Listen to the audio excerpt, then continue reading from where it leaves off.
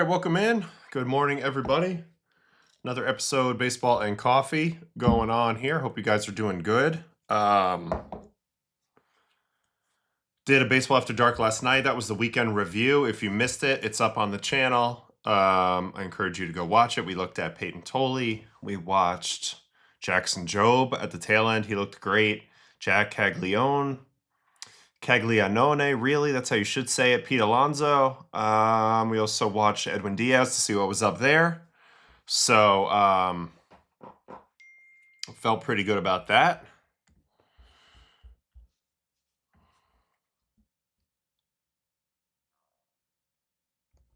And we'll get going here. There was a crazy play last night.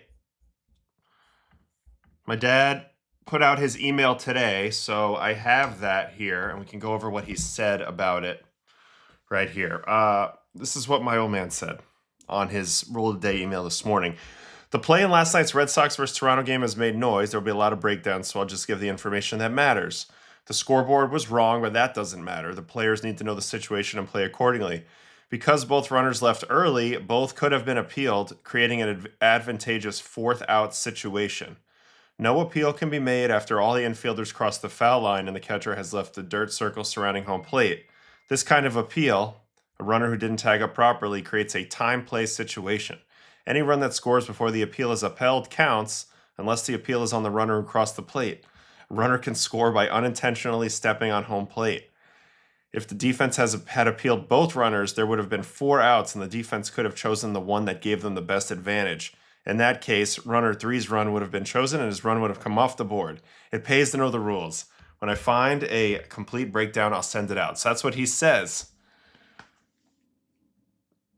The time play situation. Now, I'm certain that there already are probably some breakdowns on this or some articles on this. So I should have probably prepped this before, but I was dropping off Archer at camp. So Red Sox versus Toronto, 4th out situation.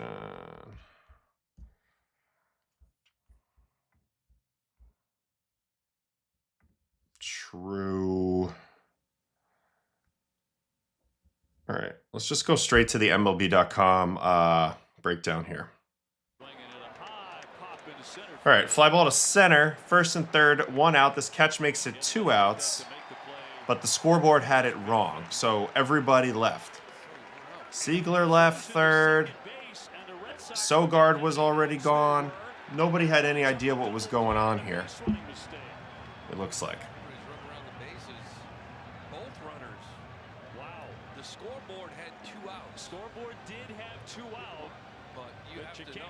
Here it is. So they don't know the outs. The player's on the field. Catcher's now off the dirt. Pitcher's past the foul line.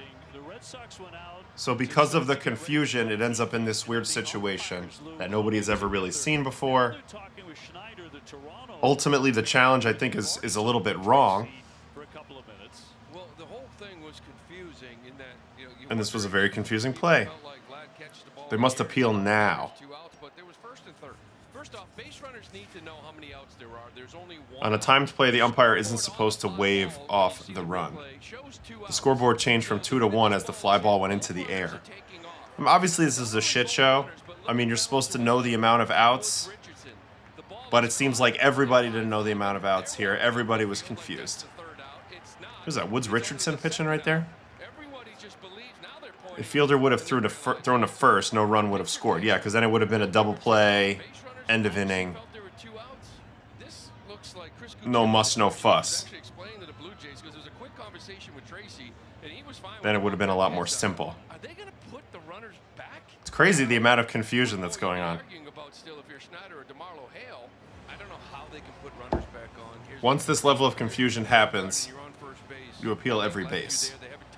You ever forget the number of outs on the field? The only time I can think about it, there was one time where I thought I got the 3rd out on a strikeout and I started jogging off, and then I realized it was only the 2nd out. It was one of my first games back off Tommy John, but I can't think of any other time that I personally forgot about it. Wasn't it thrown to first? I don't, actually, I don't even know.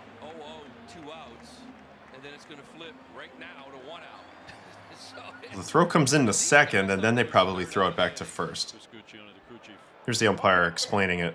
So what we have here is we have a time play, meaning when the third out was made at first base with the runner not tagging up.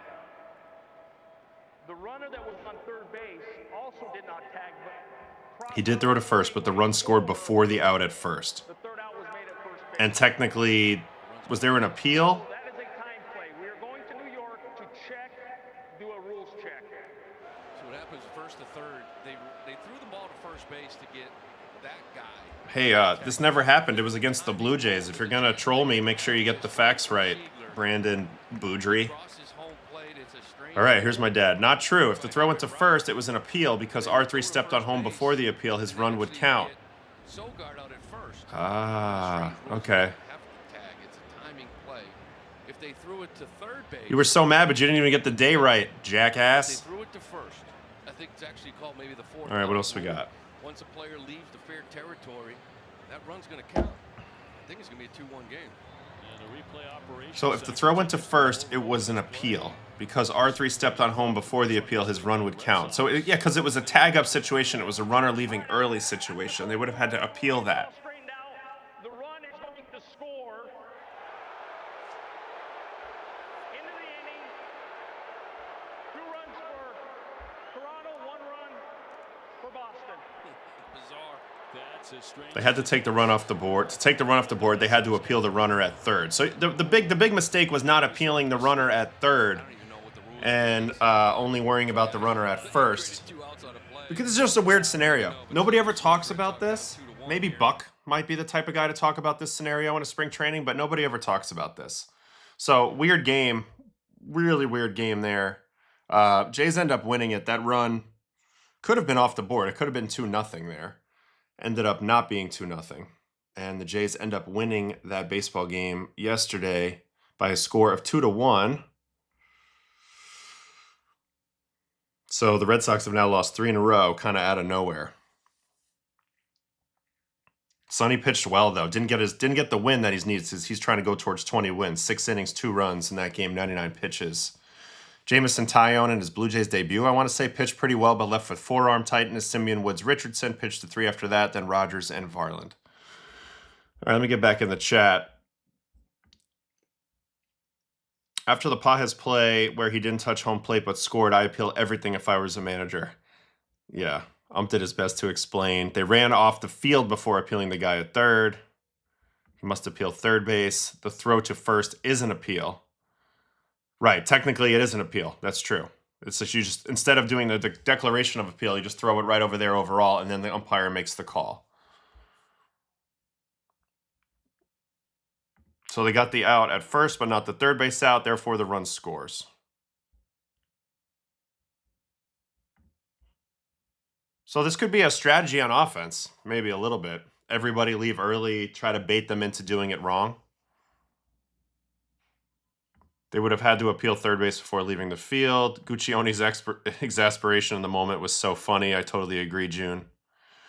Weird play, man. Weird play. Can we get Dad's opinion on the umpire waving the run off in the moment and then changing it after the inning? I don't know if he's still in the chat, but maybe. This is just all the Jays' fault in many ways. Oh, are we down on the Sox after three bad games? Look at the Mets-Braves call, first at-bat of the game. All right, I've seen a couple people asking for this. Mets-Braves last night, first at-bat of the game. I know I'm not doing a good... I'm not really that versed on the stuff there. All right, first play of the game. Elder would take. He's the kind of pitcher that Elder versus Ewing. Ripped off the bat of A.J. Ewing. He's going to turn and head to second, and that ball gets stuck. The bottom of the all right, so Acuna puts his hands up as if the ball's trapped, but I don't know about the ground rule there. That's the right choice there. I mean, went all the way in underneath, and so for Ronald, he think he could have picked this up and thrown it back in, but you see outfielders do this a lot to try to keep the guy at second base. And that ball gets stuck. The bottom of the fence, so Acuna throws his hands Yeah, that's a live ball, right? Just be 2 bases for A.J. Ewing. That's the right choice there. I mean, went all the way in underneath, and so for Ronald, he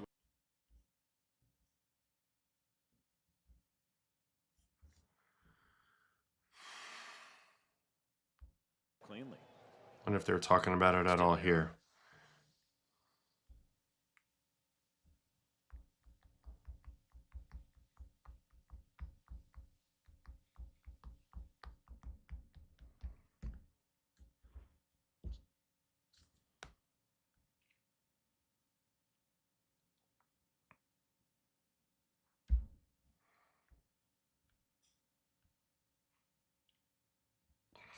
Ewing stopped running midway between second and third. For some reason, the Mets challenged the call, and this resulted in something absurd like an 8-minute delay of the game, only for the umpires to rule that while the ball was not lodged, Ewing would nonetheless be awarded second base.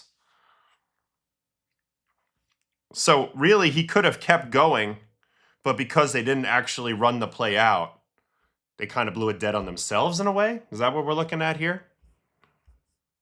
Problem is, if he tries to dislodge it and can't, he's screwed. The wall isn't low enough for the ball to get wedged. That's what I saw. We all know by now you can't just assume the ball under the wall is dead. My dad says keep running. The umpires will decide if it's lodged or not lodged. That one was not lodged in my judgment. Yeah, I didn't think it was lodged either. You just got to keep running there, but he got a little confused. He could have had inside the park home run there for sure.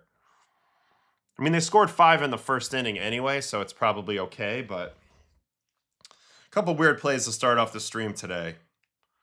Couple weird plays to start it off. Umpires told him to stop running, did they, in the shot? Let me look at the high home. Let me look at the high home on that play.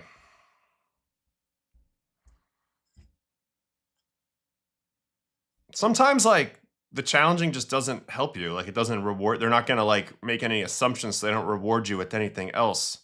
He should have just picked it up and thrown it in. Yeah, you're right. We got the umpire at third's got his hand up there. Good call, Marcus Gonzalez. Not only that, looks like the third base coach even has his hand up here a little bit. If you see these two dudes over here? Both have their hands up. Now, I'm not sure what they might be meaning different things, but it looks like they're both kind of signaling something, as is this umpire. Signaling something, and this home plate umpire's got his hands up as well. So yeah, they just got this one wrong. Not a great night for the umps here. They should have just let it play. He could have kept running. Not a great night for the umps. Couldn't agree. I couldn't agree more. I mean, that ball's not lodged. Acuna just said it was lodged, and it wasn't lodged. So it's kind of where it's at. What do you think about the Blue Jays scoreboard issue against the Red Sox? I mean, again, the scoreboard doesn't matter. You have to know about things anyway. But, you know, I get it. Everyone still thinks it's the Blue Jays Dodgers lodged ball. Oh, that was Ewing.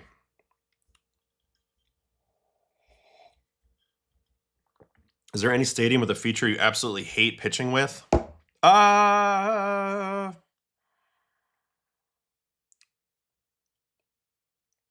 don't know about hate, but I mean, I got beat up a couple places pretty bad. Cleveland, never pitched well there, really. I'll tell you one thing that's a funny one. In Baltimore, you have to, like, walk on your cleats across a couple, like, cobblestones on the way in, and you got all this adrenaline, and I don't ever think that's very safe. But I liked it anyway. I just thought it was a funny thing to mention. Here's a question from Carl in the chat about Senga as a relief pitcher, which I'm curious to watch his outing from last night. Where is that? I'm thinking about watching that at some point. Big week for Detroit to see if they're pretenders or contenders. That's going to bring us to the standings, I think. I'll answer this for a second. No, I don't think he's a problem in the clubhouse. I don't think they have a clubhouse problem right now. Can't really speak on it because I'm not there. Okay, so that gives us a good segue. We're talking about the Tigers with a big week coming up to get into our MLB standings and see where we're at this moment. Tuesday, August 11th. Definitely the dog days of summer. These next couple weeks, everything leading up from now until September, this is the dog days. The guys are going to probably look a little tired.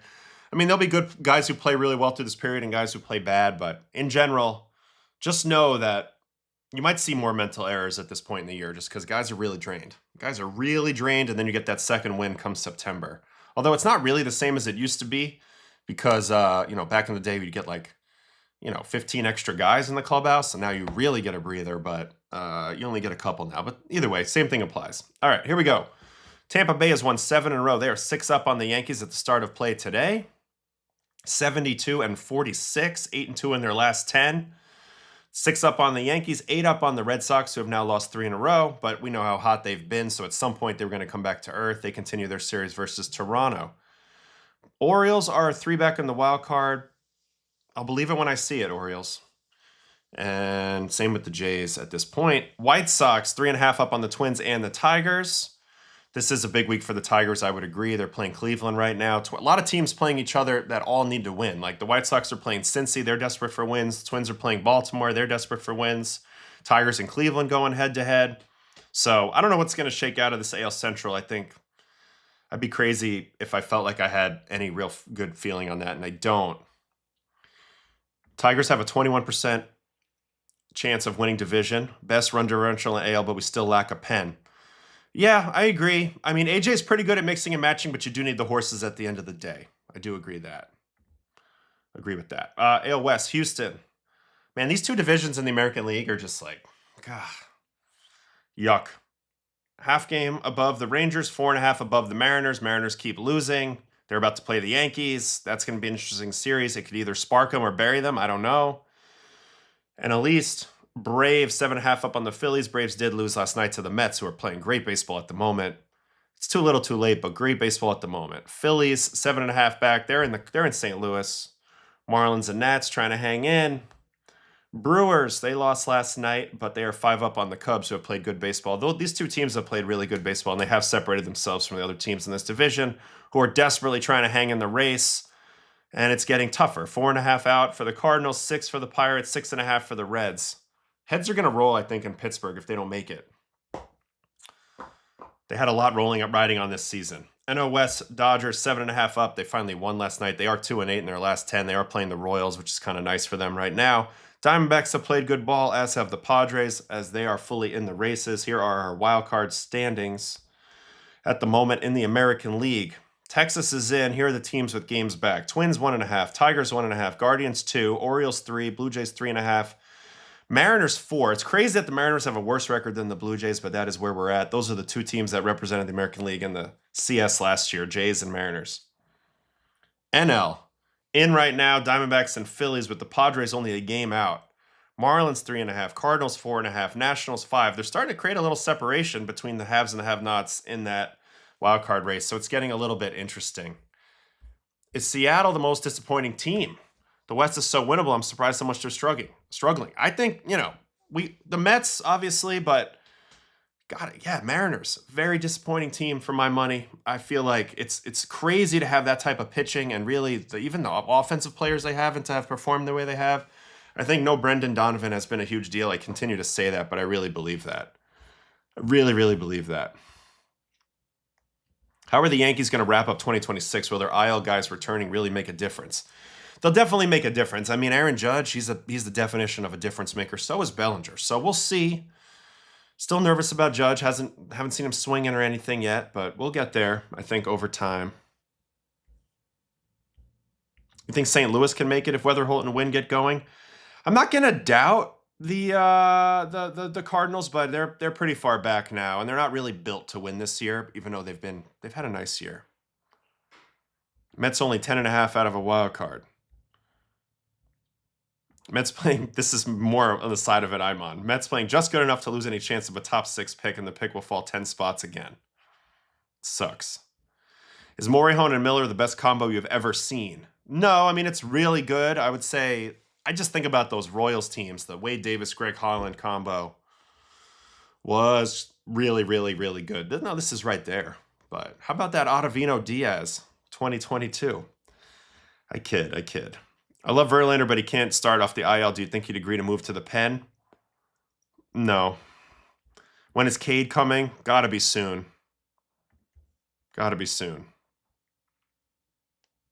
I haven't looked at that yet.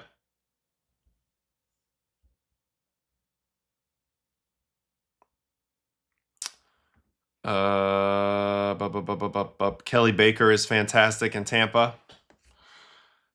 Flash Gordon and Mo. There's a lot of good ones. A lot of good 8-9 combos over the years.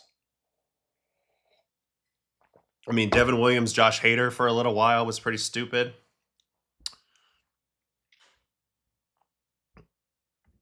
Dodgers need bullpen help. Ottavino, Scott Diaz. Yeah, bring me to LA. I'll get in shape for that.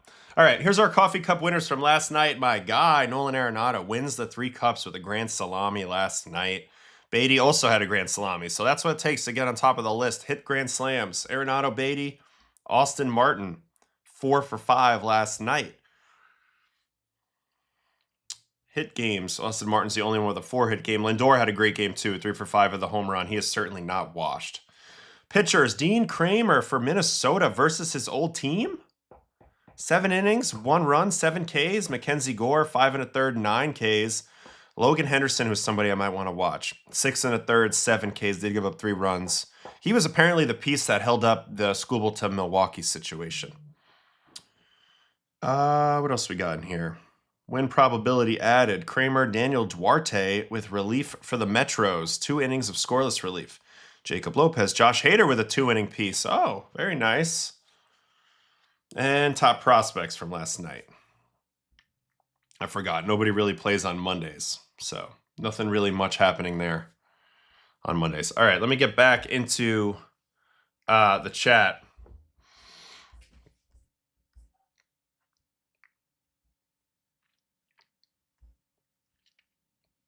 Will the bullpen hold the Cubs back? This would probably be the thing that would hold them back, I would say the most. But we'll see. We'll see.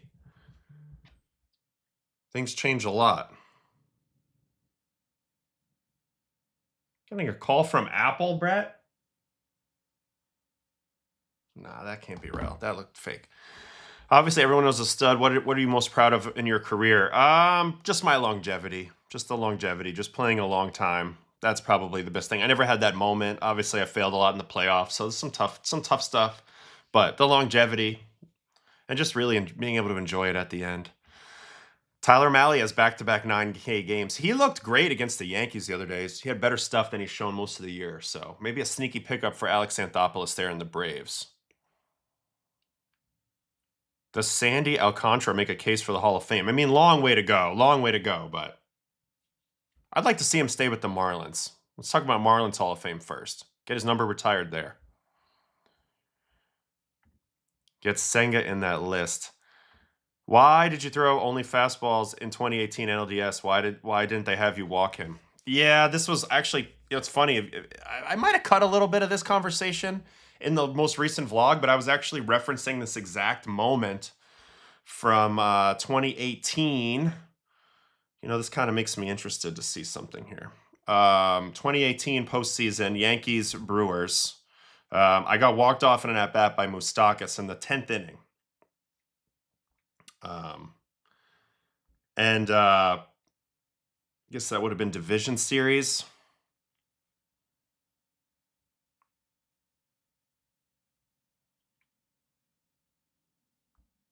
And it would have been 2018. Hold on, I'm going to find it. Real quick. And yeah, this was this first game. I pitched an inning and 2/3, gave up the 1 run. I had 2 walks, 1 strikeout. One of the walks was intentional. And I ended up in this at-bat versus Moustakas, which ends the game.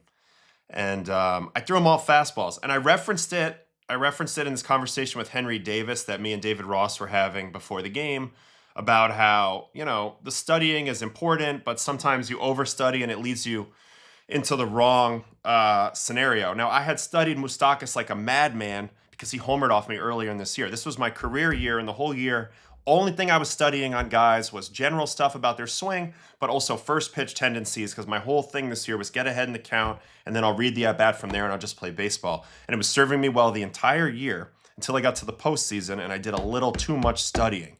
So anyway, this was a long inning. I was in my second inning of work, and I came up and I faced Moustakas with the game on the line, and I had seen in my studying that up and away was a super bad location for him. Now, at the time, I really wasn't throwing four-seamers. It was all sinkers, and it's kind of crazy that I was getting above barrels here. But I get clearly above the barrel on this first pitch fastball to Moose here. So that was the first pitch. All right, not near that. Fine to throw another one. Here's another one. Just get it a little bit more up. That's what I was thinking in this moment. But again, all I could see in my head was the scouting report. Got it up. He's under it and late again. Fouled off. Now I said definitely just get it up a little bit more and maybe throw it a mile an hour harder, and you got him beat. If I had a four-seam here, it would have definitely worked. But instead, I stayed sinker because that's what I was throwing at the time. And this ball was actually foul-tipped. I basically had him. I didn't get it up enough. This is a poor location. But you see, it's almost a strikeout. It goes in and out of Tony's glove here. And I could have had two scoreless innings right there, but I didn't get it. And you see me, I'm a little frustrated. And this is where I should have reacted. I should have said, well, he's actually getting a little bit closer to these pitches. That pitch was a mile an hour up. He was actually getting a little better timing. I should have went for a chase pitch, either stupid high if I had a four-seam or breaking ball in the dirt or something like that.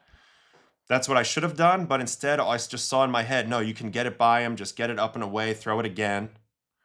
But I never really located it, and he had no reason to look for anything but a fastball, and this is how the game ended on my 30th pitch.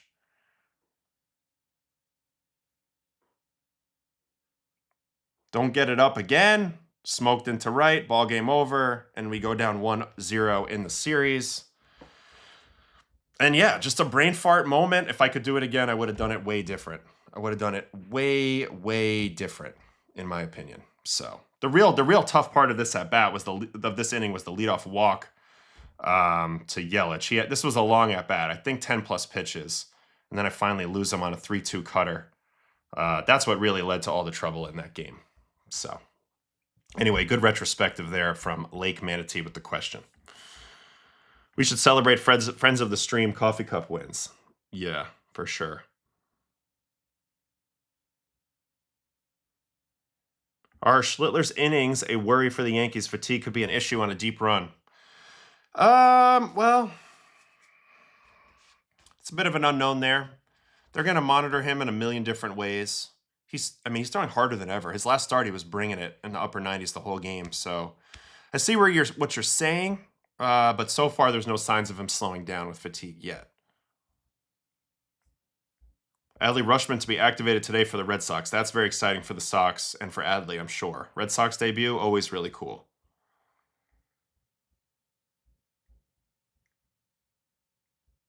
Is Matt Olson back? Do you think he will continue to age well? Yeah, I'm a huge Matt Olson fan. I mean, one thing to think about with him, though, is he does play every game.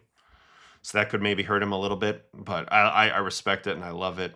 Jackson Merrill, 3 home runs in past 3 games. Painter, sure, we can watch Painter later. We can get in on him. First base was open. Backup catcher was on deck. I mean, yeah, they should have probably just walked him, I guess, in that scenario. But I bet you they had a good lefty pinch hitter available, probably. But again, I didn't manage in that situation, and I dominated everybody that year, so righties, lefties, it didn't matter. So I understand Bud Black was just going to let me roll. Do you think if the manager's going to use a reliever for 1+ in the postseason, he should practice doing that a couple times in September? I'd just say a couple times throughout the game. Yeah.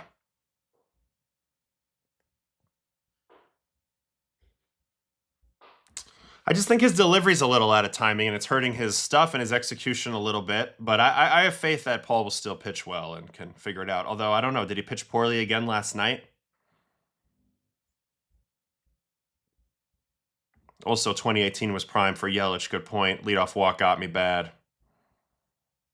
Got me bad. Matt Olson, what was it like facing him? There's some areas to go, but the consequences are dire if you make a mistake. So it's tough. Favorite pitcher, let's say under 25. Can I say Jackson Jobe now that we watched him yesterday? Man, nasty. Do you think Tarik Skubal's having nerves? Well, we'll watch Skubal's outing in a minute. So we'll get into it. Love Jack. I think he's a stud. Big time stud. All right, what was I saying? Was some of the stuff I wanted to look at today.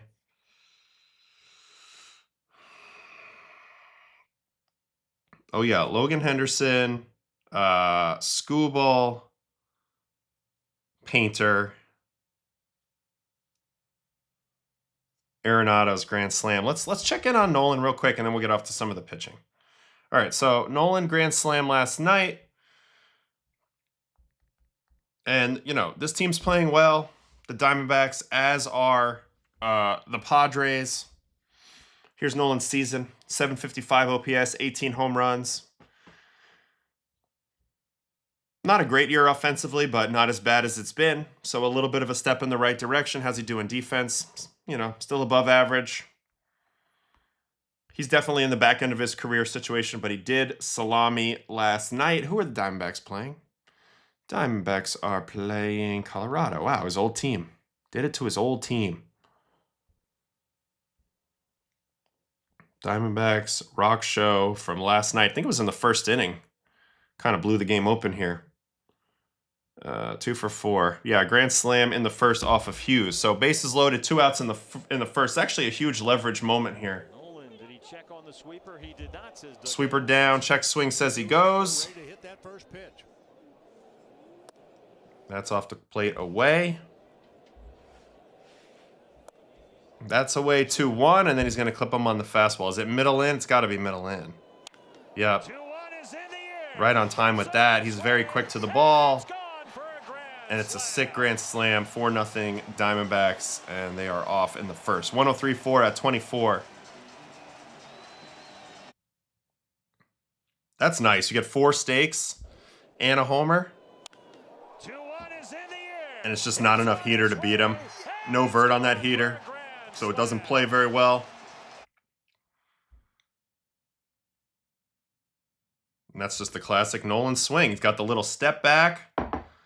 Peep the step back on the back foot. This is what Trout's been doing this year. Nolan's the first guy I ever saw do that. Little step back with that front foot. Here, watch it. And right there, little step back into it, stays in his legs, launch to left. Home run for the kid. Nice job. What else did he do in this game? He also got a single later versus Agnos. Let's just see the swing. Cutter.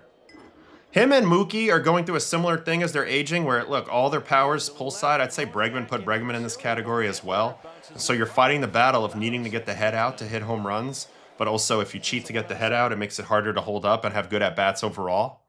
So I find that a little bit interesting, but they're still good players, but you're trying to fight the aging curve quite a bit. Let me take a look at some of these metrics on Nolan real quick out of curiosity. Bat speed. He's been fighting it, and it's not horrible bottom of the barrel, but it is below average at this point. Barrel percentage has really fallen off.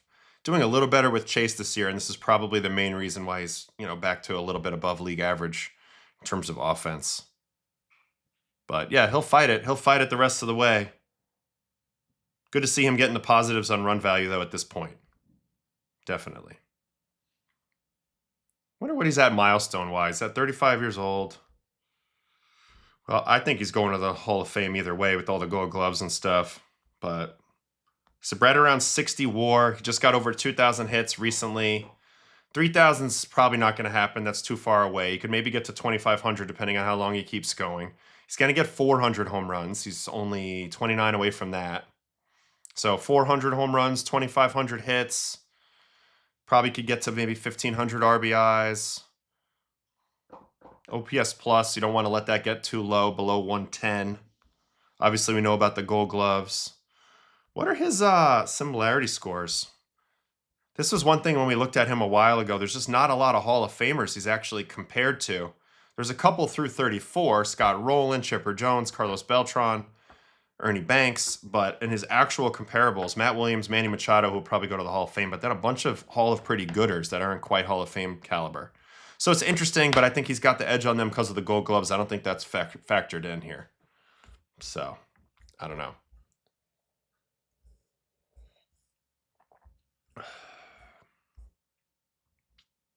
I thought Nolan would have been a good pickup for the Yankees at the deadline. I don't know. It's just a right-handed version of McMahon. They're very similar right now. Great defenders. They still have power, but not complete offensive players at the moment. How do the John Boy guys not know it was you? Very unique voice. And I said, that's Ottavino. They should have known that right away, right? Olsen or Freeman? Who would you pick right now at first for your team? I would go with Olsen. I would also go with Olsen. Not taking anything away from Freeman, but I would also go with Olsen. And I'm going with Olsen moving forward, obviously, because he's younger. Superstar that you had his number. I mean, you know, Andrew McCutchen, David Wright, Miguel Cabrera a little bit, Pujols. Did well against most of the star righties. How can I get into what you're doing now? I'm retired and love talking about the game. You just got to do it. You know, you don't ask for permission and you have to stick with it and not be afraid for it to be slow for a while. I mean, we're a year in. I'm just getting close to 12,000 subs and we're over a year in. So you just got to do it and be good at it, right? And have people, you know, and interact well. In general, does mid stuff play better after slow stuff than hard? The thought is to avoid speeding up their bat and getting crushed pull side.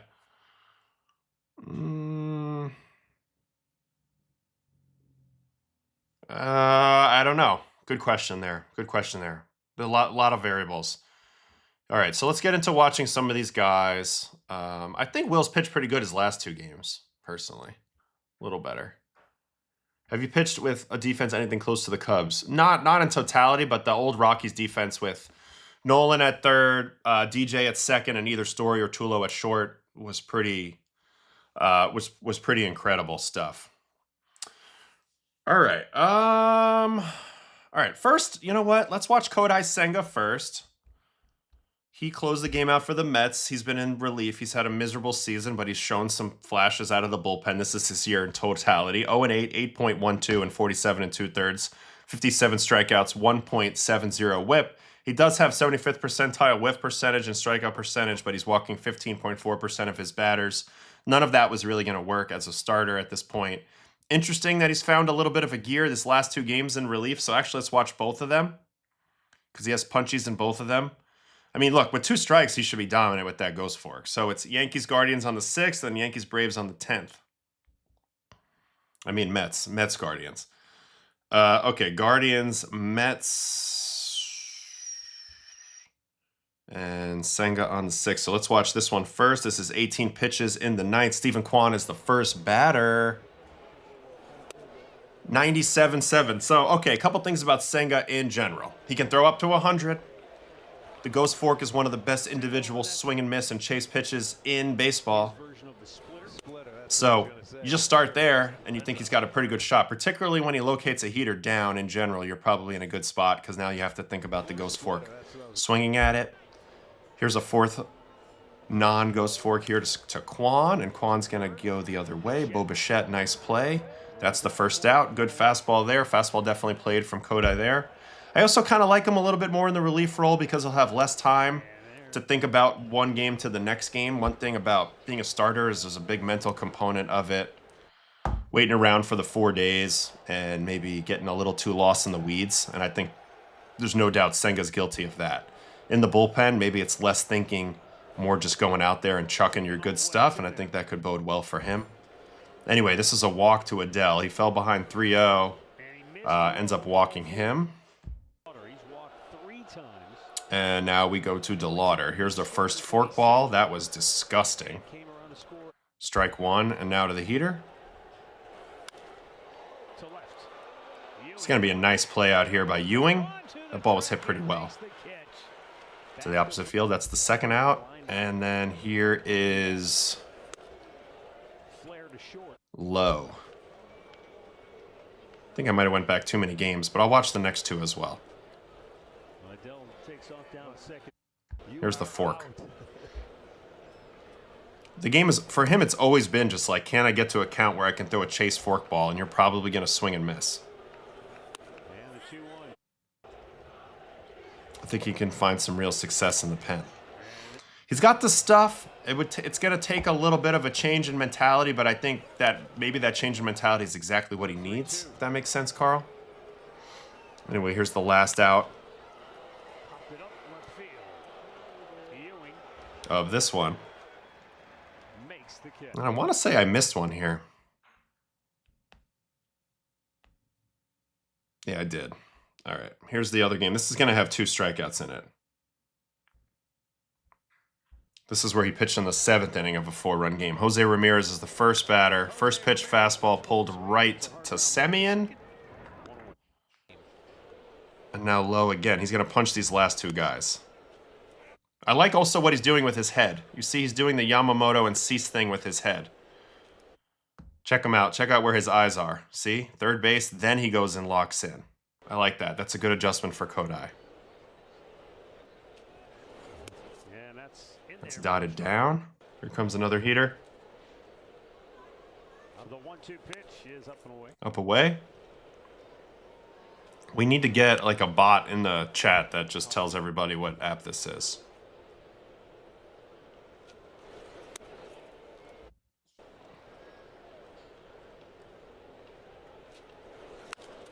Another forkball pulled foul.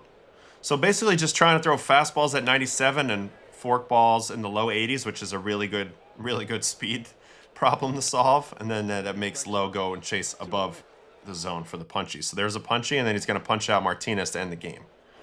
Forkball for strike. It's game over if he lands a high forkball for strike, first pitch. I mean, then he gets that chase? Are you kidding me? Where did this ball bounce? In front of the plate, gets the chase. Wow. Now he can do whatever he wants. Here comes 100. Oh, wow. He moved way quicker down the mound on that 100. I want to watch that from the side. And there's the forkball. See you later. Disgusting. You have no shot. Let's watch Kodai move quick on the 100. This is the 100. Man, way more intent on that. He should throw with that intent. Bring him out of the bullpen just for this. Man, look at that intent right there. And then he also pitched, I guess, last night versus the Braves. Braves, Metros, Senga getting the save. Kind of like him in this role. It's fun. It's fun. He's certainly talented enough. Yeah, come check me out on YouTube. Come on over. We're trying to get to 12,000 subs. I got vlogs on there. Got a whole bunch of stuff coming out. You're not going to want to miss this next one, this Old Timers Day one. Let me tell you what. I've been editing it. It's going to be very interesting. Now 2 balls, 2 strikes. 2 runs. The walks have been a little bit of an issue.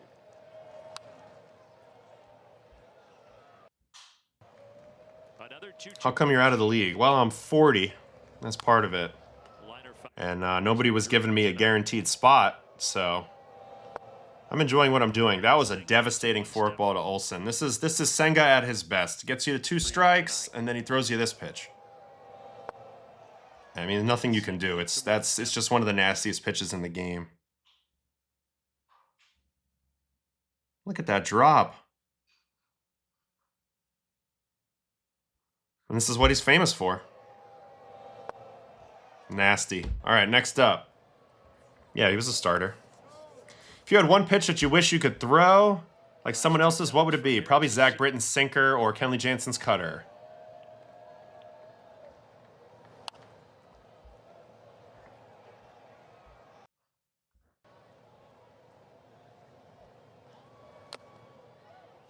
All right, 2 strikes here. That first inning, if you weren't to nothing match, and they've led ever since. I think Senga's problem is Senga. It's not really lefties or righties. It's just whether he can get into flow state or not. We can't even start talking about strategy with him because as a starter, he was just so inconsistent that he had to fix himself first before he can worry about the opponent. Anyway, another perfect forkball here to Harris. So he punches out Olsen and Harris on perfect forkballs down. And now he's going to end the game. No, he's not going to end the game. Albies is going to get on here. Wow, that was a really hard. He ripped that sweeper. Yeah, we're going to watch Painter yet. Thanks, man. Appreciate it.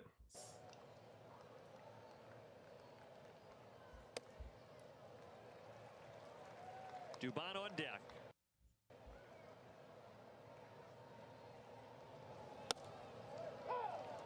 Seems you have to be patient to beat Senga. That's probably the main strategy. Just don't swim. Just don't swing, you know? Appreciate it. Appreciate it. Wow, look, this guy's name is Otto, and he says, "Hey, Otto." That's great. All right, here the game's going to end right here. There's a little defensive indifference, and then Mauricio Dubon. Down and in heater pops it out. Interesting that he's up to 100, but also down as low as 93, 94 at times. I still don't think he's like figured anything out, because the biggest thing with him is just like throwing strikes and being convicted on everything. But you can see the vision. You can see the vision when you have a forkball like he does, and you can throw as hard as he does. You can see the vision out of the pen, and also it might clear his mind a little bit. Just go out there and attack. Even this year, in a horrible year, he's got a 43.6% whiff rate on his forkball. So at the end of the day, you have to utilize that. The bullpen might be the best place for that. They're hitting 102 off this pitch. So somebody's going to benefit from it. If it's the Mets, I don't know in the future, but somebody could potentially benefit from Senga in the pen. I think he's got a shot to be good in the pen. It's just so funny to look at his career run value stuff here. This is last year, 8 run value on the fork, on the split ball, negative or 0 on everything else. This year he's negative on everything, but the fork is neutral. This was his rookie year. He got so much value out of the cutter as a starter. That's what allowed him to be a viable starter and almost win the Rookie of the Year that year.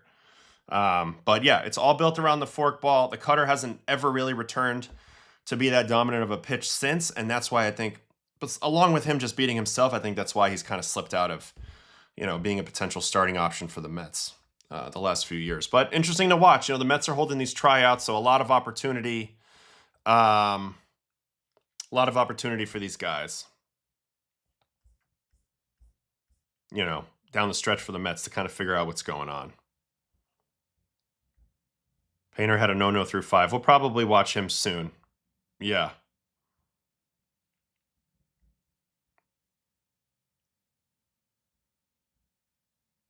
This is a betting question. I don't answer betting questions or know anything about betting questions. I like Senga in the role because he doesn't have to think about pacing himself. He's in his head a lot. That's my opinion on him as well. Senga wanted to keep the ball, but bench throw it away. I also saw that. He wanted his first career save. Yeah. What's the difference between a ghost fork and a gyro ball? A gyro ball is a slider. Ghost fork is a splitter that also creates the gyro, but in the opposite rotation and slower. So it's sort of like a gyro pitch, but a little bit different.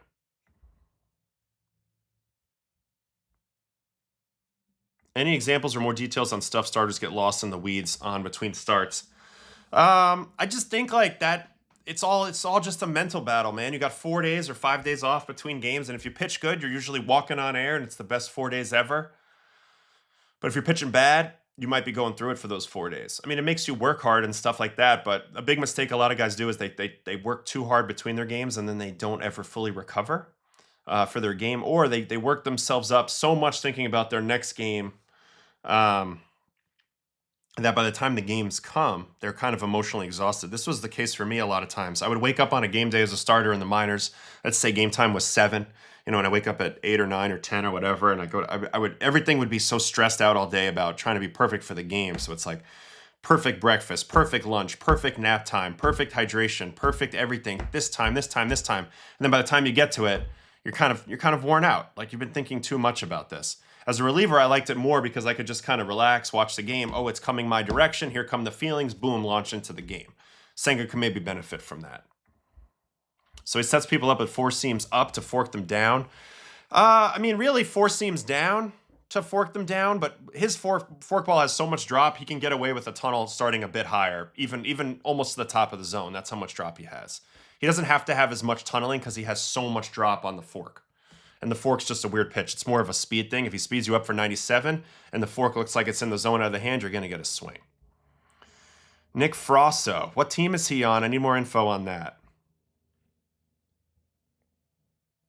Difference between a fork and a split is how wide you are on the ball. I'll break out my buck ball here again. All right, like typically a split grip, you're going to be like maybe like this. So you're like kind of sideways on the ball, right?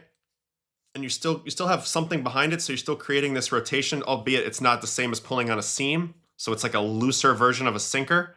Whereas the fork ball, you're really forked on the side of the ball, and this ball's going to slip out of your hand off the leather, causing basically a knuckleball type effect and a lot less rotation, causing more drop, but also more unpredictability and a harder pitch to control. Now Senga's ghost fork is like this type of grip, and then he spins it off of this finger, which is crazy, as he pronates and creates a gyro spin on the way to the plate, a loose gyro spin and crazy drop. So A lot of different ways to create drop, a lot of different ways to have a changeup or a fork or a split or a ghost fork or all these different things, and a lot of nuance, but so much of it is feel and touch and what you have, you know, in your own ability with your hand and your arm slot and stuff like that. Senga needs to think about this glass now quote, the less you think about baseball, the better you get. I think that's true for guys with great stuff, so that applies to Senga. Senga's deal is 15 mil. If you just imagine his lockdown leading reliever, that's just about the going rate for these dudes. That's high. That's high. That's very high. That's not the going rate. That's like you're the best pitcher. So I'm with you, but that's like you're the best pitcher, basically. Nick Frosso, where does that say? On the Rockies. Okay, maybe we'll get to him in a little bit. Yeah, oh, Yasiel Puig got about 7 or 8 hits in a row against me at the end. So, as a relief pitcher, how stressed are you when you go into bases loaded, no outs? Honestly, not that stressed. You're fired up. You're fired up. You're fired up.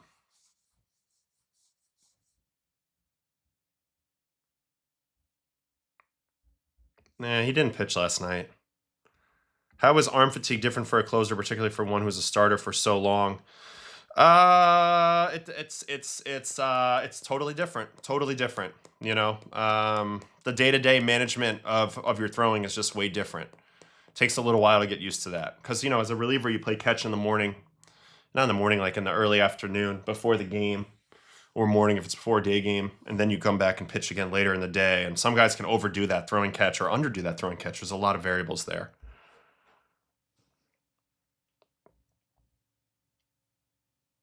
Just go get hammered the night before and throw perfect games like Wells.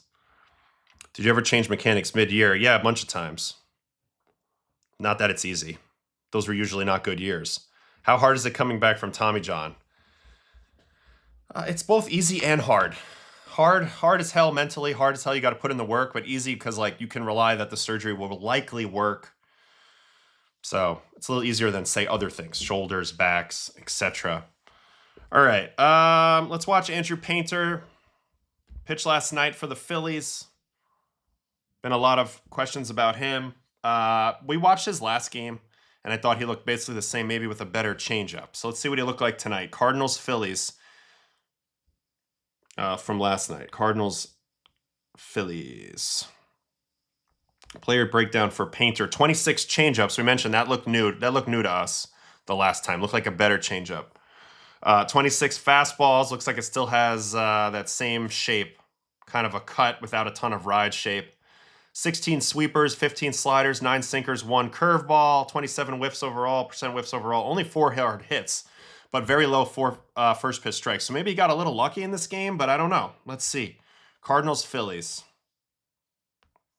The birds on the bat and the fighting Phils. I always feel like these teams are oddly related with their colors. I don't know. Anyway. Andrew Painter, 93 pitches. Let's check him out. Let's see what we got. For the 23-year-old, 6'7", 215, first round pick. All right, 96.2 is the first heater we see to Weatherholt. That had real vert on it, though. That had 17 inches of vert, so that could be encouraging. Here's the sweeper. One thing we've liked about Painter from day one is he's got really good feel for breaking pitches. Here's that changeup, which looked impressive the last game. That was a good one right there. Tipped foul. Definitely kick changing it now. Back-to-back nice changeups to Weatherholt there, and now a sweeper. Nasty sweeper for the strikeout. So he looked great here in this first at-bat. This had huge break on it. 18 to the left with negative IVB from the high slot. So this is a very downhill sweeper. Think Blake Trinan. Think Sonny Gray. Nasty. All right, here is Ivan Herrera. Lifting, how important is it? For me, it was super important. I was more of a strength-based thrower. I wasn't a very fast mover, so I needed to be really strong, particularly in my lower half. And honestly, I lived in the weight room. But then you got, you know, guys who don't lift a lot of weights and are really great. So I think it depends on on what type of athlete you are in your body and stuff like that. All right, another sweeper here to Herrera. Looks like he might have got him just a touch off the end. Yep, doesn't quite get that one. Only 95 on the fly out to left. And now here is Burleson. Now this guy can really hit. Painter scrapped the splitter for the kick change. Why do pitchers rarely throw same-side changeups? I think they throw them more now than they used to. How was it pitching in the Bronx? Tough crowd? I don't know. I had my best numbers in Yankee Stadium. I always felt great there. Felt like I had the support of the crowd. you know, of course, I mean, I pitched bad there maybe 4 times and I got booed off the mound 3, but that's just part of it, man. You can't take it too personal. Now, this was interesting. 3-1 changeup. So showing feel for the changeup here. 3-1 changeup to Burleson with nobody on and 2 outs in the first. Great pitch. Now he's going to go curveball. So he does get the walk. Good take by Burleson there. But I kind of like what he did there, even when he came from behind in the count. All right, here's Jordan Walker. As he didn't get that last time he saw anybody. 9-game hit streak for the Cardinals right field. What was Schlitt's curveball usage last night? No, it wasn't up. He threw a lot of fastballs. He threw like 11 curveballs in his last start, I would say. They're related by the Scott Rowland trade. Okay. Jojo Romero, I guess. Oh, this is just mean. I think they both have good fan bases. I don't think Yamamoto has ever looked at a weight room. It's just not his thing. He's a flexibility and mobility guy, and he's got a special ability to do that. So here's a right-on-right changeup for all you that were looking for the right-on-right changeups. This is a nasty one. Jordan Walker's nowhere near that. Swings with the top. I thought he looked great in that first inning. That's probably the best I've seen him look. Oh, look at Darryl with the Mets hat on at the Cardinals-Phillies game. If the Phillies don't win, I'm going to become racist. Sounds like a bad idea. We don't condone that nonsense. Seems like tin stap is even more of a thing now that teams think they can. Yes, I agree. But I also think that's a little bit of a mistake by teams. There are certain cases. You got to get to know your pitchers. There are some pitchers you can definitely rely on. But that acronym, there is no such thing as a pitching prospect, that definitely feels more true than ever in the industry right now. Change up again here, and the changeup's been really good since he switched it up. So this is an actual change he's made. It seems to be a real level up for him. Here is Mason Wynn. Fastball down. The fastball shape in this game still at times has been pretty blah. Every now and then he'll throw like a 17 or 18 vert with like 1 horizontal, and I like it, but a lot of blah ones as well. Tampa is the king of right-on-right changeups. Yes, especially, I remember Jason Adam was like one of the guys that they had doing that a lot, right-on-right. Now you see Griffin Jacks doing it a lot. Pop up on a slider there. Not too late for Ayo to try out the javelin. I tried it, did not feel good about it. Did not feel good about it. Hate everyone equally. Uncle Ted, you're the best. How long until there's a pitcher that can throw over the top and submarine? I've actually seen this before, not at the major league level, but I've seen guys who can do it. Pretty crazy. This is a 2-0 challenge heater, I'm just curious. So 15-2. A weird shape. Gets him off the end, though. Probably not a good pitch to swing at. All right, on to the third. What pitch do you think puts the most stress on the arm? I would say fastball, with cutter being the second one, in my opinion. Don't know anything about the Evaldi injury yet. Ooh, shout out Park Slope, hometown right there. Another good change up here to Crooks. This is pretty nasty. Look at this ball fade. Fade. This new changeup seems to be massive for Painter so far. Who were some pitching prospects in the minors you were especially optimistic on? Seth Hernandez, Anthony Ianson I like, Cade Anderson. Who else did we really love in the minors? I really like the guy Marquez that the Giants just acquired from the Phillies. When we watched him on deadline day, I was impressed. So another out here on changeup. Andrew Painter, known changeup guy apparently. Nice. 4th inning. Do you have any concerns long-term about Cam Schlitter not having a go-to off-speed pitch? No. His curveball's a banger. He'll use it more as need be. I don't really worry a lot about Cam. Cam has shown an ability to get better at a really high rate and repeatedly over and over again and make quick adjustments. And to me, that means he's earned my trust. He will definitely make adjustments, and I think at some point he'll have a good off-speed pitch, whether it be changeup or split, and more breaking balls to his package. But like right now, the 3 fastballs on steroids with the cutter being an outlier, I mean, it might win on the Cy Young, so I got no issues there. This was an interesting choice. 3-1, sinker to Weatherholt, almost gets clipped here. I don't love this pitch choice, but it did work out, and we're on to the 4th. Yeah, Zazueta's another one we like too. Yeah, Painter scrapped the changeup for the split for the changeup. Totally agree. Totally agree. Liam Doyle for me feels like a relief pitcher. Not that I don't love relief pitchers, I do, but I'll be happy to take the L on that one. But that's what he looks like to me when I watch him. See if they can get going here in the fourth. Late swing off the knuckles. Multiple fastballs is working great this year for Tolle and Schlittler, no doubt. Yeah, we went over this play early on in the game. Just a weird one you almost never see. 2-2. Do you think Hefner can help Male the same way he's helped the rest of the guys? Yeah, I mean, I'm a big believer in Hef. I mean, especially if there's low-hanging fruit, he's going to help you really work through that really well. And he likes to keep it simple out there. And Tyler Mahle, I mean, he pitched great last season. It's not like he's a guy who can't get outs, as there's an out on a slider there to Herrera. He got him out twice with sliders. So I believe in Hef's ability to help him. I just think that they're lacking, like, besides Sale, they're lacking another shutdown guy. I know Elder's pitched, I mean, Holmes actually pitched pretty well. Elder, I don't know about that. Cy Young, that's kind of funny. Do you have Schlittler starting playoff series game 1? I do. For right now, I think he's the ace. I have him. I would go him, Fried, Cole at the moment. Split up the righties with Fried in the middle. There's a punchy of Burleson. Let's watch this hole at bat because I didn't really lock in. Yeah, come on guys, throw me some likes. 118 in the chat, 28 likes. We got to get the numbers up for the algorithm. We like to, grow this community, everybody. Also, that's just on the YouTube side. Also, obviously on the TikTok side, appreciate everybody that's here as well. We're trying to get up to 12,000 subs soon on both of those, so we're making the climb. This is just a really good backdoor fastball. He should throw, if I'm him, my finishing pitch, or a lot of pitches I want to throw to lefties because he has this cut on his four seam. I'm thinking right here and right here would be two pitches I'd like to master if I'm Painter. The up and away for the swing through, the down and away for the freeze, because that ball just doesn't run like other fastballs. This one's the up and away version. He gets the swing through, master those along with that changeup, and we could have something cooking here. All right, Jordan Walker for the second time.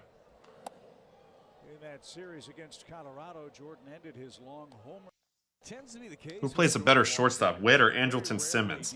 I got to go Andrelton Simmons. It's close, but Andrelton Simmons had a run there that was truly GOAT-level shortstop play. Finding out how pitchers split up their pitches is music to my ears. Well, you found the right place, Jay Bailey. All right, he tried right-on-right changeup again there, and he's going to get him again. So 2 right-on-right changeup strikeouts to Jordan Walker. Painter's gotten better. He's gotten better. There's no doubt. This pitch has changed everything for him, huh? Now he doesn't have to throw his fastball as much. It's breaking ball attack, it's changeup attack, and then the fastball is going to play up a little bit. If he can clean up the shape of his fastball consistently to where he wants, we might be dealing with a new stud here. Great job by the Phillies when he got sent down. Another out on a changeup here to start off the 5th. Now here's Mason Wynn. So yeah, good recommendation to watch Painter. He looks great. Grant Holmes and Martin Perez have been very pleasant surprises, and as much as I like them, I'm not sure how to feel them as being the starting pitching 2 in the postseason. Couldn't agree more. I don't want either of those guys, in my opinion. I love Martin Perez. He's one of my homies, but I don't want him starting game 2 of the postseason. I think he could be a useful piece, maybe out of the bullpen. But again, like, you want a little more high-end dominant guys. You look at the teams that you think are going to have a shot in the World Series this year: the Dodgers, the Yankees, Phillies, a couple others, Rays, and the Brewers. Stupid, dominant, nasty pitchers. YouTube. What's your best? I knew before anyone this guy would be good in the big leaguer guy. That would be Tim Lincecum. We played on the Harwich Mariners together, summer of 05 Cape Cod League. And I knew that he could go to the big leagues right then and there, as there's a nice slider to Mason Wynn. So Painter looking great here into the 5th. But yeah, Tim Lincecum, it was so obvious to me that this guy was going to be the guy. And sure enough, he won the Cy Young like 2 or 3 years later. So that's my story. I knew about him way before everybody else. Also grew up playing a little bit with Pedro Alvarez, and I knew he was going to the show as well. Just stupid power. It's easy to get distracted when a guy as boring as Painter is pitching. Don't worry, we're good. Do you think Sanchez will have a good night tonight? I expect him to pitch well most of the time. I really do. My uncle was Tim Lincecum's college catcher. Well, that's sick. A dub. So then he also knows my guy Kyle Parker, who's another guy who played with us on that Cape team. Definitely. I mean, Lincecum gives me...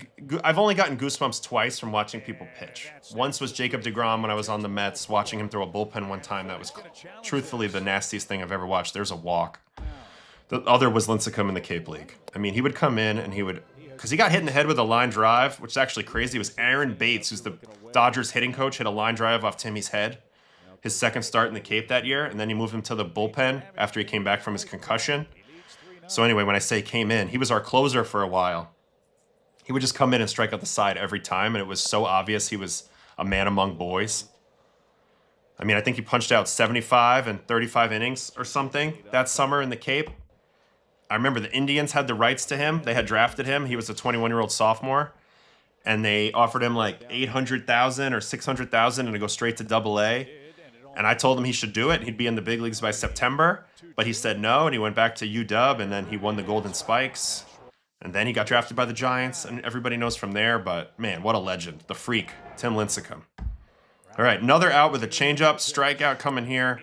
And I have to say, the changeup, the feel, the command, the movement, fantastic. All right, here's the 6th inning, and I think this is where they get him a little bit. Changeup down, changeup again.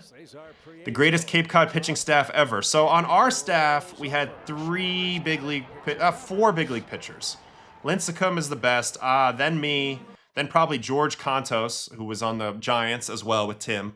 And then also a guy who could have probably been, I wouldn't say better than Lincecum, but could have been just as good as me, if not better, was this guy Kevin Mulvey, who's actually the head coach at Villanova now. Great athlete, sinker baller, stud. I thought he could have been great. Was a second rounder by the Mets. Got a little bit of big league time with the Twins and maybe the Diamondbacks, but didn't hang on very long.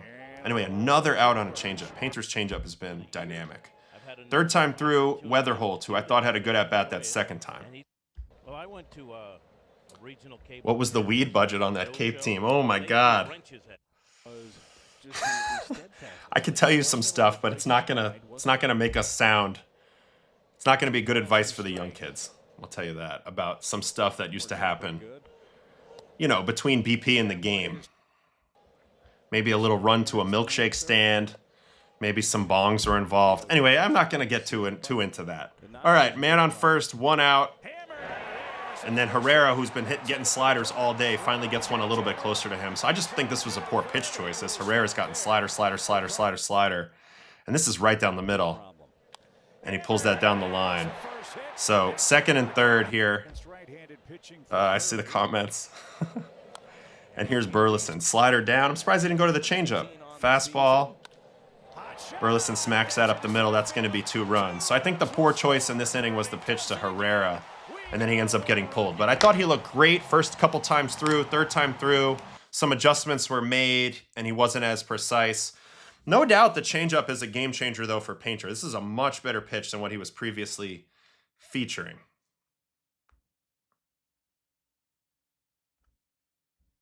What was the movement on his changeup in this game? He averaged 3 and 11 at 1751 RPM. Earlier in the year, it was the split. Yeah, the split was this one, which was averaging 9.8 and 8.8. Pretty blah movement on that split. Nothing special, but now look at the changeup. It's got 4, so it's more drop and more run, creating bigger separation off his fastball. Also seems to have really great feel for it. So I'm very impressed with that. We'll continue to watch this guy with great interest. 23 years old only, so let's not give up on this dude. All right, what else we got here? Mulvey was in the Johan deal. Yes, he was, to the Twins. Great athlete, great sinker baller. Like I mentioned, head coach of Villanova. I truly believe this guy could have been, especially in that era, he could have been like a really good starter. I'm trying to think who I would compare him to. Like a more athletic John Garland, like a Chen-Ming Wang. Like he had it in him to just be ground ball city all day. Great athlete too, great defender. He had a lot going for him. Almost like a Luis Chassin at one point. I have not seen Boston Smith yet. 5 home runs, first 5 games of the Mariners. Wow. Remember when the Giants agreed to trade Lincecum for Alex Rios and the GM got cold feet when the story leaked and everyone ripped him to shreds online for me? I don't remember that, but that's crazy. That's crazy. I see all you guys in there, but I don't want to talk about it too much. We got kids. Does service time dictate which pitchers get the rooms with balconies on the road? No, just some of the hotels. But like when you're older, you can get suite in your contract. Like I had suite on the road in my last like 5 or 6 years, so I had some sick rooms. But then it's all there's hierarchy with that too. Like CC had the best suite on the Yankees, then probably Garrett, big Giancarlo. The guys who make the big money get the better suites. Like they have like freaking pianos in their room, workout rooms, all sorts of crazy stuff. Is it true the Padres built a smoking room for Darvish so he could smoke cigs between innings? I don't know, but maybe. Wouldn't surprise me. A lot of great cigarette smokers in recent history too. Not a lot, but a few. Cespedes was well known to be a ciggy smoker. Obviously Josh Reddick. And a bunch of the Asian guys, Hassan Kim, any Korean guy for sure. We watched Manaya yet, yep. Last night's stream.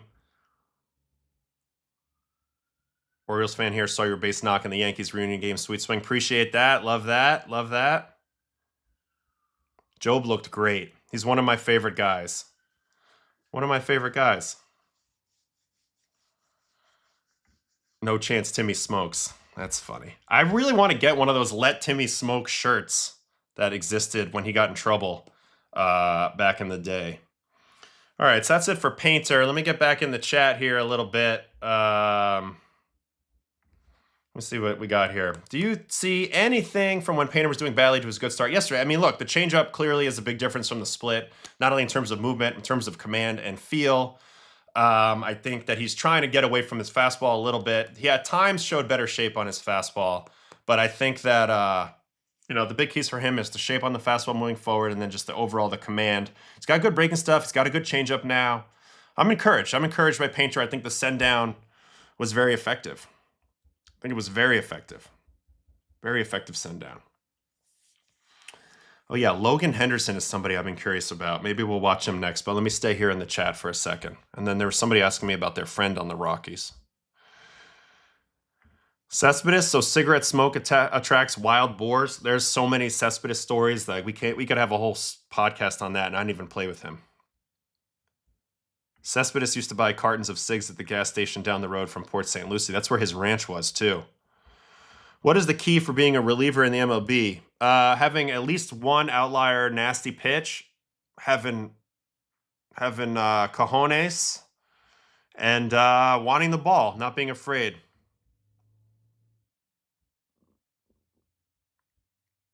How was your time at Old Timers Day? Fantastic time. Can't wait to put the vlog out there. Do guys prop their hotel room doors open on the road so teammates can come on and go in like a dorm? Yes, often, yes. Definitely. Often, yes.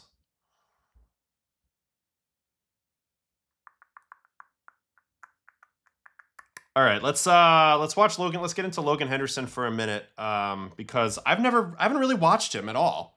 So Logan Henderson of the Brewers, this is the guy who I believe if they put him in the trade to the Dodgers, to the Tigers, they end up with Skubal, but they weren't able to put him in the trade. And look at the numbers so far. So far, rightfully so, right? 24 years old, JUCO guy, 4th rounder in 2021, 6 foot, 24 years old, 6-2, 2.88, 11 starts, 56 1/3, 69. Very nice strikeouts. 0.91 whip, also pitched well last year, 178 and 5 starts. So the results have been great early going for him. What's the pitch mix? 46% four-seamer. That four-seam is a 17.5 incher with from a short guy and not that high of an arm angle. That's a really good fastball. Really good fastball. Above average amount of run and ride from his slot, guaranteed. And then it's a changeup off that with an absurd amount of horizontal. Almost 20 inches of horizontal. So look for crazy fade. Pairs that with a real cutter. Good lift on the cutter with a little left turn. So he's got a nice little triangle going there between those three. And then a little bit of sweeper. So, okay. Doesn't look like a complete pitcher yet, but he's got a very interesting triangle of movements and speeds. He's got 93, he's got the mid-speed 85, he's got the 2 speeds down at 82 in that triangle, so he can play with that. Yeah, the fastball velo is only 93, but that looks like it's a special shape to me, and the K percentage and the walk percentage are off the charts. 95th percentile, 96th percentile. Sorry about it. Also, extreme fly ball pitcher. So, his last start was against the Padres. This was last night. Padres Brewers on the 10th. Let's check that out.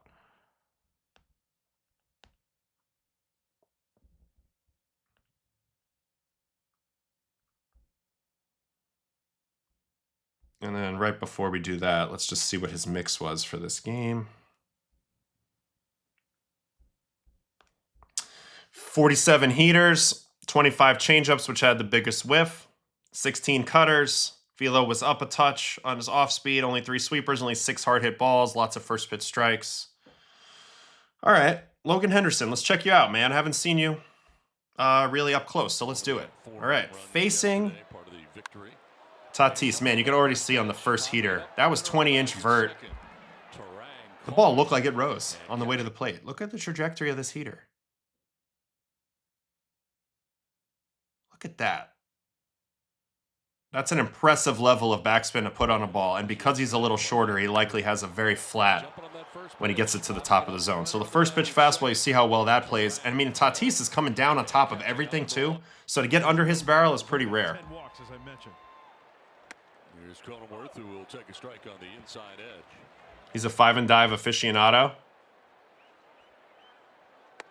I mean, that fastball looks insane. Yeah, Brewers love the 5 and dive, though, in general. There's another heater up, and then another heater up. And this one gets smacked by Cronenworth. Nice job by Cronenworth staying flat on that. Base hit up the middle. Here is Machado. Another fastball up, and now here's the cutter. That's a good thing. And he's got good run on that changeup of his. And he's going to get the roll over. 1 out. They're not going to get 2, right? Yeah, they are, because Manny can't run anymore. So double play to get through the first.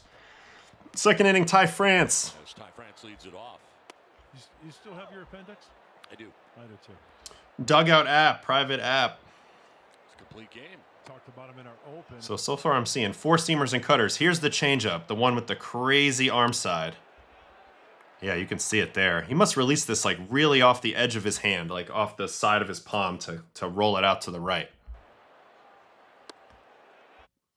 I can see that 4-seam and changeup is probably a deadly combo. I mean, look at that 4-seam ride. That thing's got crazy ride. Another one there. And then here's the changeup, and this is going to be a home run. It's a different story. So, great swing by Ty France more than anything. Of course, he'd like to get this pitch a little bit more down and away. But honestly, I'm pretty impressed. He was able to cover the fastball at the top and then also hammer the changeup. Yes, this is a mistake middle. But great swing by Ty France. Home run. He's a very good contact hitter. Now Jackson Merrill. Who was at third base for the Brewers? Looked awkward to start that double play. Yeah, who was that? I don't know, because Cooper Pratt's hurt now. Yeah, that's facts. What's your favorite pitch to throw to strike a batter out? I love to throw the backdoor 2-seamer for a looking strike 3. That was my favorite one. More in the last month. The guy at the plate. All right, 0-2 count. Change up to Jackson Merrill. I think Merrill, you said he homers in this game too.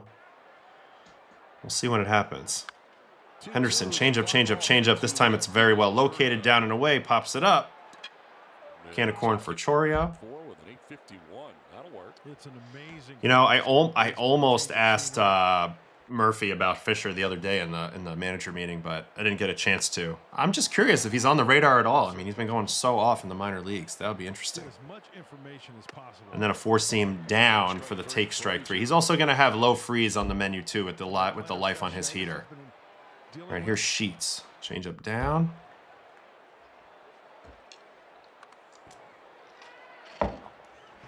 His cutter's got good lift on it. Like, he's got a true cutter. True cutter, true 4-seam. Really slow changeup. Yeah, the slow changeup's great. I'm sure they do. He's got a 480 OBP and 35 home runs. So that was Andrew Vaughn at third base. Yeah, that wasn't going to work. Was at this game. 4-seam frequently had over 1 foot of ride. It was nuts. This fastball looks incredible on visually to me. Look at that. Just look at how this ball appears to ride up and in on him. Youth. Let's check out the delivery on Mr. Henderson. Interesting glove hand.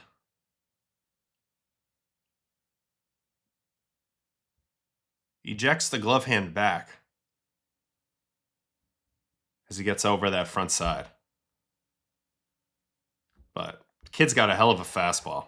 All right, next up.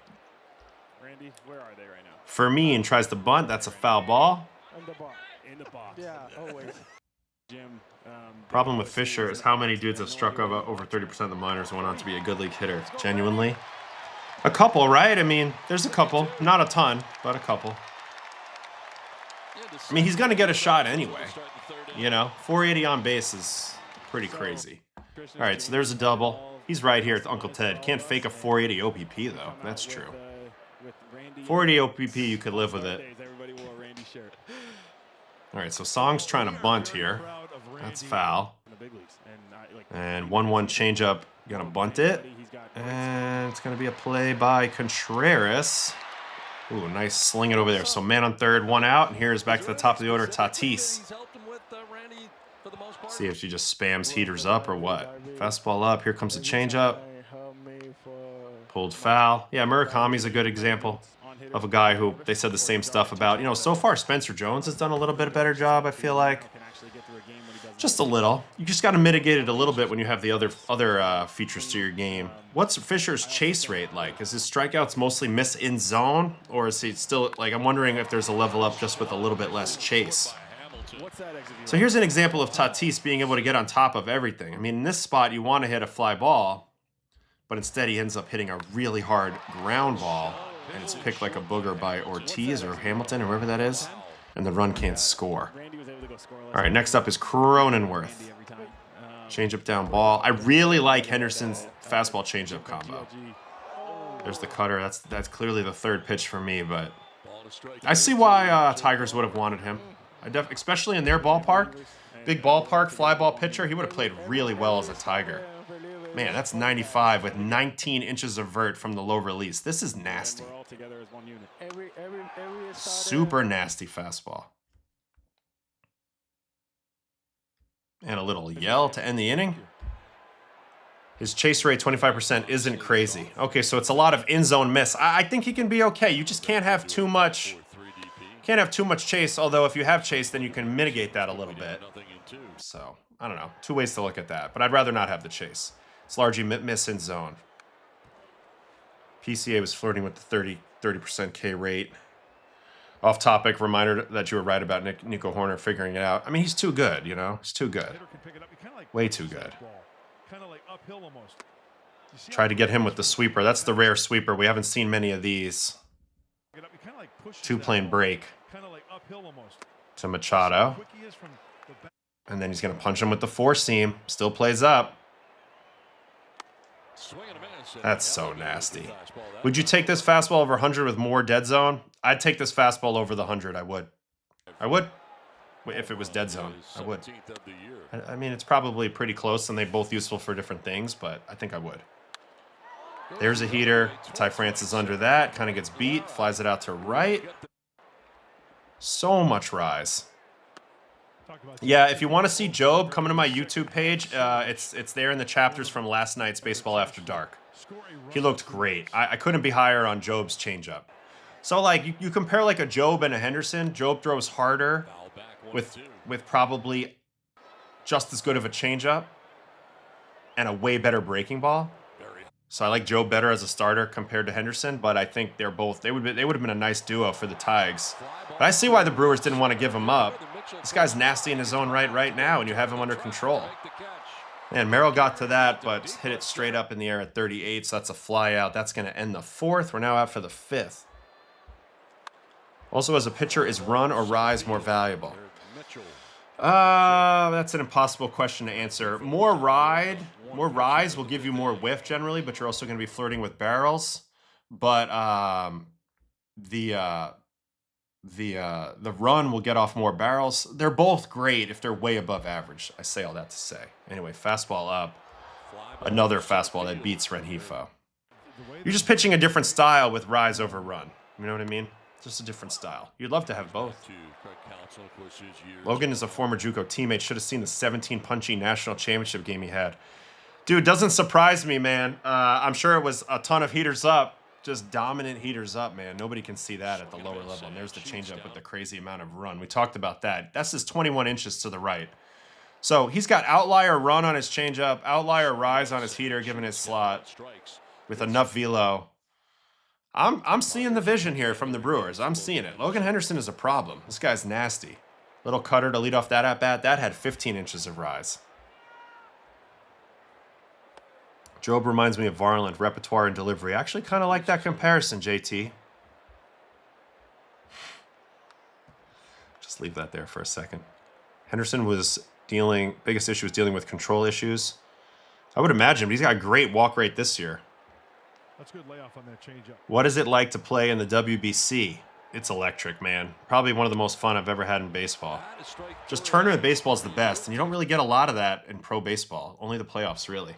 All right, here's a four-seam away dotted. Again, he's got low freeze available with the amount of carry he's getting on his heater. That's a 20 ball painted down away.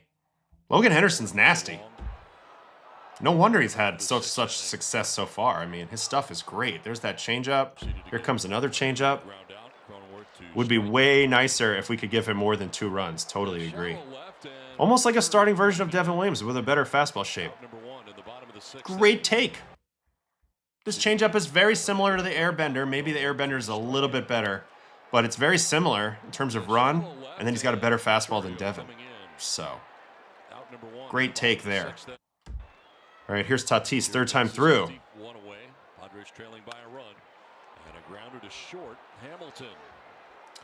Well, Sonny Gray's got way better spin ability, so they're a little different, but they are the same height, probably.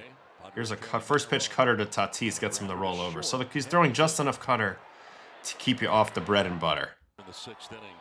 All right, Cronenworth, 9 pitch at bat. Bunt foul. Who's going to win the Cy Young in the American League, in your opinion? Man, it's such a toss-up right now. I do think that Cease is slightly edging Schlittler, but man, it's a toss-up right now. I'd be curious to see how the vote would go if it happened right now. Schlittler does have him beat on innings and starts, but I don't know. They're gonna fight it out to the end. Good Lord, that changeup on the movement is that changeup movement is gross. I agree. How do you get 21 inches to go to the right, man? And you have lift on your heater? Very weird combo, but I love it.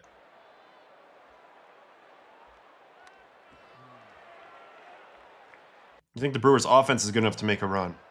I do. I mean, they're not going to blow any teams out, but with their pitching staff, if they can just be opportunistic like they usually are in the regular season, I think that they have a good shot in the postseason this year. And then there's another great changeup to strike out Cronenworth. See if he slows down at all in the changeup. Not much, if at all. Maybe a touch, but not much. So, dominant. There, comes back out for it looks like the 6th inning. First pitch heater to Machado, gets above the barrel on that. Fastball continuing to play, and this one's only 90. And now here's France. Do you think Sonny Gray could get the Cy Young? I think he's in the convo, but I think he's pretty far behind the other guys on most of the stats that the voters will care about. Look at that.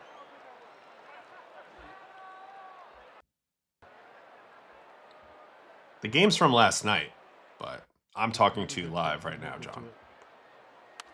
Who has the better starting rotation next season, Milwaukee or Seattle? It's a good question. I mean, I still got to lean Seattle probably, but it's a good question. As that rolls through the infield. That kind of hurt them not having a real third baseman right there. How far do you think the Yankees are going to go if the pitching keeps dealing but the offense continues to suck? I mean, well, then they probably won't win the division, but I still like their chances in the postseason when those guys come back. Those guys will come back. Leverage guys lately quite a bit, so one of the reasons he's still in. This is an old high school teammate of yours. So there's the bomb right here by Merrill. Let's see what happened on this. I wasn't watching. All right, so his velo is definitely down here in the 7th. Although he's pitched great. So fastball. Remember, Merrill got to a fastball at the top of the zone and almost homered previously. So you got to keep that in mind despite the scoop in his swing. So fastball, changeup is going to get him clipped. Does he hang this up? reasons he still owns. Truthfully, not a horrible pitch in general, but Jackson Merrill's swing path, that's right into his swing path, and I think Merrill did a great job of maybe hunting it. And I think Jackson Merrill should be a superstar at some point. He's got the ability to be. Great swing here. Check out how this matches his plane. He's got that shoulder tilt. It's just like a golf swing. See you later. Boom. Yeah, anything middle down to Merrill is trouble. And he did a good job sitting on this changeup, though. Took it out dead center in Petco. Not easy to do. So he gets clipped for the home run and then a walk. To me, he looked a little tired here in the 7th inning as he finishes out his outing. But overall, still a great outing from Logan Henderson. I feel like we learned a lot. The fastball is super special. The changeup's special. Seems to be throwing a lot of strikes by the metrics. Makes a little sense why the Brewers were high enough on him not to include him in the deal. And maybe he could be a huge X factor in the National League this year. Because obviously they're going to have Harrison and Mizorowski, but they need a third guy, and this is really him. So how he pitches might decide a playoff series, honestly. But, you know, so far the results have been really good on Logan Henderson. I'm kind of curious what Fangraphs Stuff Plus says about Logan. What is Eno's model spitting out for Logan Henderson? It is loving the fastball. He's got 113 Stuff Plus on the 4-seam, which, I mean, makes sense when you're watching it. The vision's insane. Actually doesn't love his changeup. Has it right at league average. Likes his slider. Doesn't like his cutter. So, okay. Interesting, because he never throws his slider. And the cutter, I think, has at least good shape to it. But Stuff Plus is not a fan. It just thinks the fastball is the special pitch. I think the changeup's the special pitch, too. But overall, they have him at a 105 Stuff Plus, and they love his pitching plus and his location plus. So whatever command issues he had earlier, clearly not a big deal. It's funny, PitchBot loves his changeup, gives it a 60 grade, and actually gives the fastball about an average grade. So people are going to disagree. I like the fastball and the changeup a lot. That's kind of my my thought process when it comes to Logan Henderson. All right, hour 35 in. Let's get back in the chat. Do you stream on YouTube as well? Yes, please come over to the YouTube channel. There's a link in my TikTok bio. Don't forget to like and subscribe. We're trying to work towards 12,000 subs and followers on both TikTok and Instagram, respectively. Man, so much in here. Speaking of gray, why is it so difficult for some players to play in New York City? It's just not everybody's cup of tea, you know? It's just not everybody's cup of tea, and also it can become pretty negative, you know, when you start to scuffle. And if you have a hard time with that, you know, it's going to be tough for you. Are the Brewers going to win the division? I don't say it's a guaranteed yes, but they're in great position to take this division this year. Although Cubs are playing good ball, they might have something to say about that. What was the problem with David Peterson? He was so good before the All-Star break last year. Well, you're seeing a little bit of what it requires for Petey to pitch well. You know, really good defense, some batted ball luck. And then for him to be a little bit sharper. I think he came out this year a little not sharp. He had a huge workload last year, a little fatigued. Don't think he loved where he was at with his pitching. And so, but he's coming around. He's playing in front of an elite defense right now. And he does a lot of things well and a lot of things right. So, oh, greetings from Portugal. Appreciate it, Cristiano Almeida. Let's go. International Baseball and Coffee. Let's go. What do you think about the Red Sox chances in the postseason? Love the Red Sox chances. They're in a great spot. Better feeling breaking a bat, getting in their kitchen, or having them fish on a slider? Maybe like a really embarrassing broken bat is a good feeling on the mound, for sure. What do you think of the Padres' rotation? They're getting Pivetta and Musgrove back soon. I'll wait and see on those guys. Those guys have been hurt for a while now. I do love them both, but we'll wait and see on their health. If they get those guys back pitching well, that's going to be good. Padres are hot right now. Depressed Halo fan, what are the first 3 steps you would do to improve? Well, 1, I would hire a new GM. I would not keep Mo, personally. I would definitely start over, focus on the pitching side of the game, minor league player development, and I would do a complete start over. Obviously, I wouldn't get rid of Trout, but I would do. I think they need to. I do think they need to start over in a lot of ways. They hung on to some pieces like Detmers, Neto, but I don't think they're very close still. I think they need their farm system to really improve.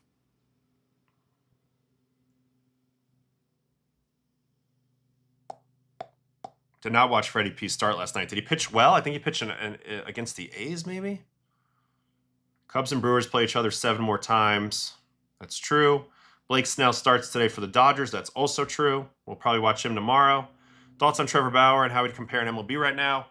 I mean, I've been watching his vlogs. I mean, I think it's fair to say that he still has major league caliber stuff. I mean, he's getting older, but he would be really good as a starter. He would give you a huge workload. He's always healthy. It's just he's not going to get back in. That's just, I mean, I think it's pretty much guaranteed at this point he's done with the MLB, but I think he would be really good, really useful, really valuable. Like, he could be a 200-inning guy, so just not going to happen, I don't think. If I remember correctly, Sonny had some philosophical differences with the Yankees on his pitch usage, especially the gyro slider. Yeah, I mean, look, Sonny pitches his way, which is the old way, you know, and the old way and really the right way and the new way. The reading, if you watch him, he's a tunneler, he's a sequencer, he's smart, he sticks and moves. Yankees at that time were very pitch by numbers, spam your best pitch, throw it a ton, and I think Sonny wanted more freedom within that and didn't get it in the moment. And then I think he got pissed, you know?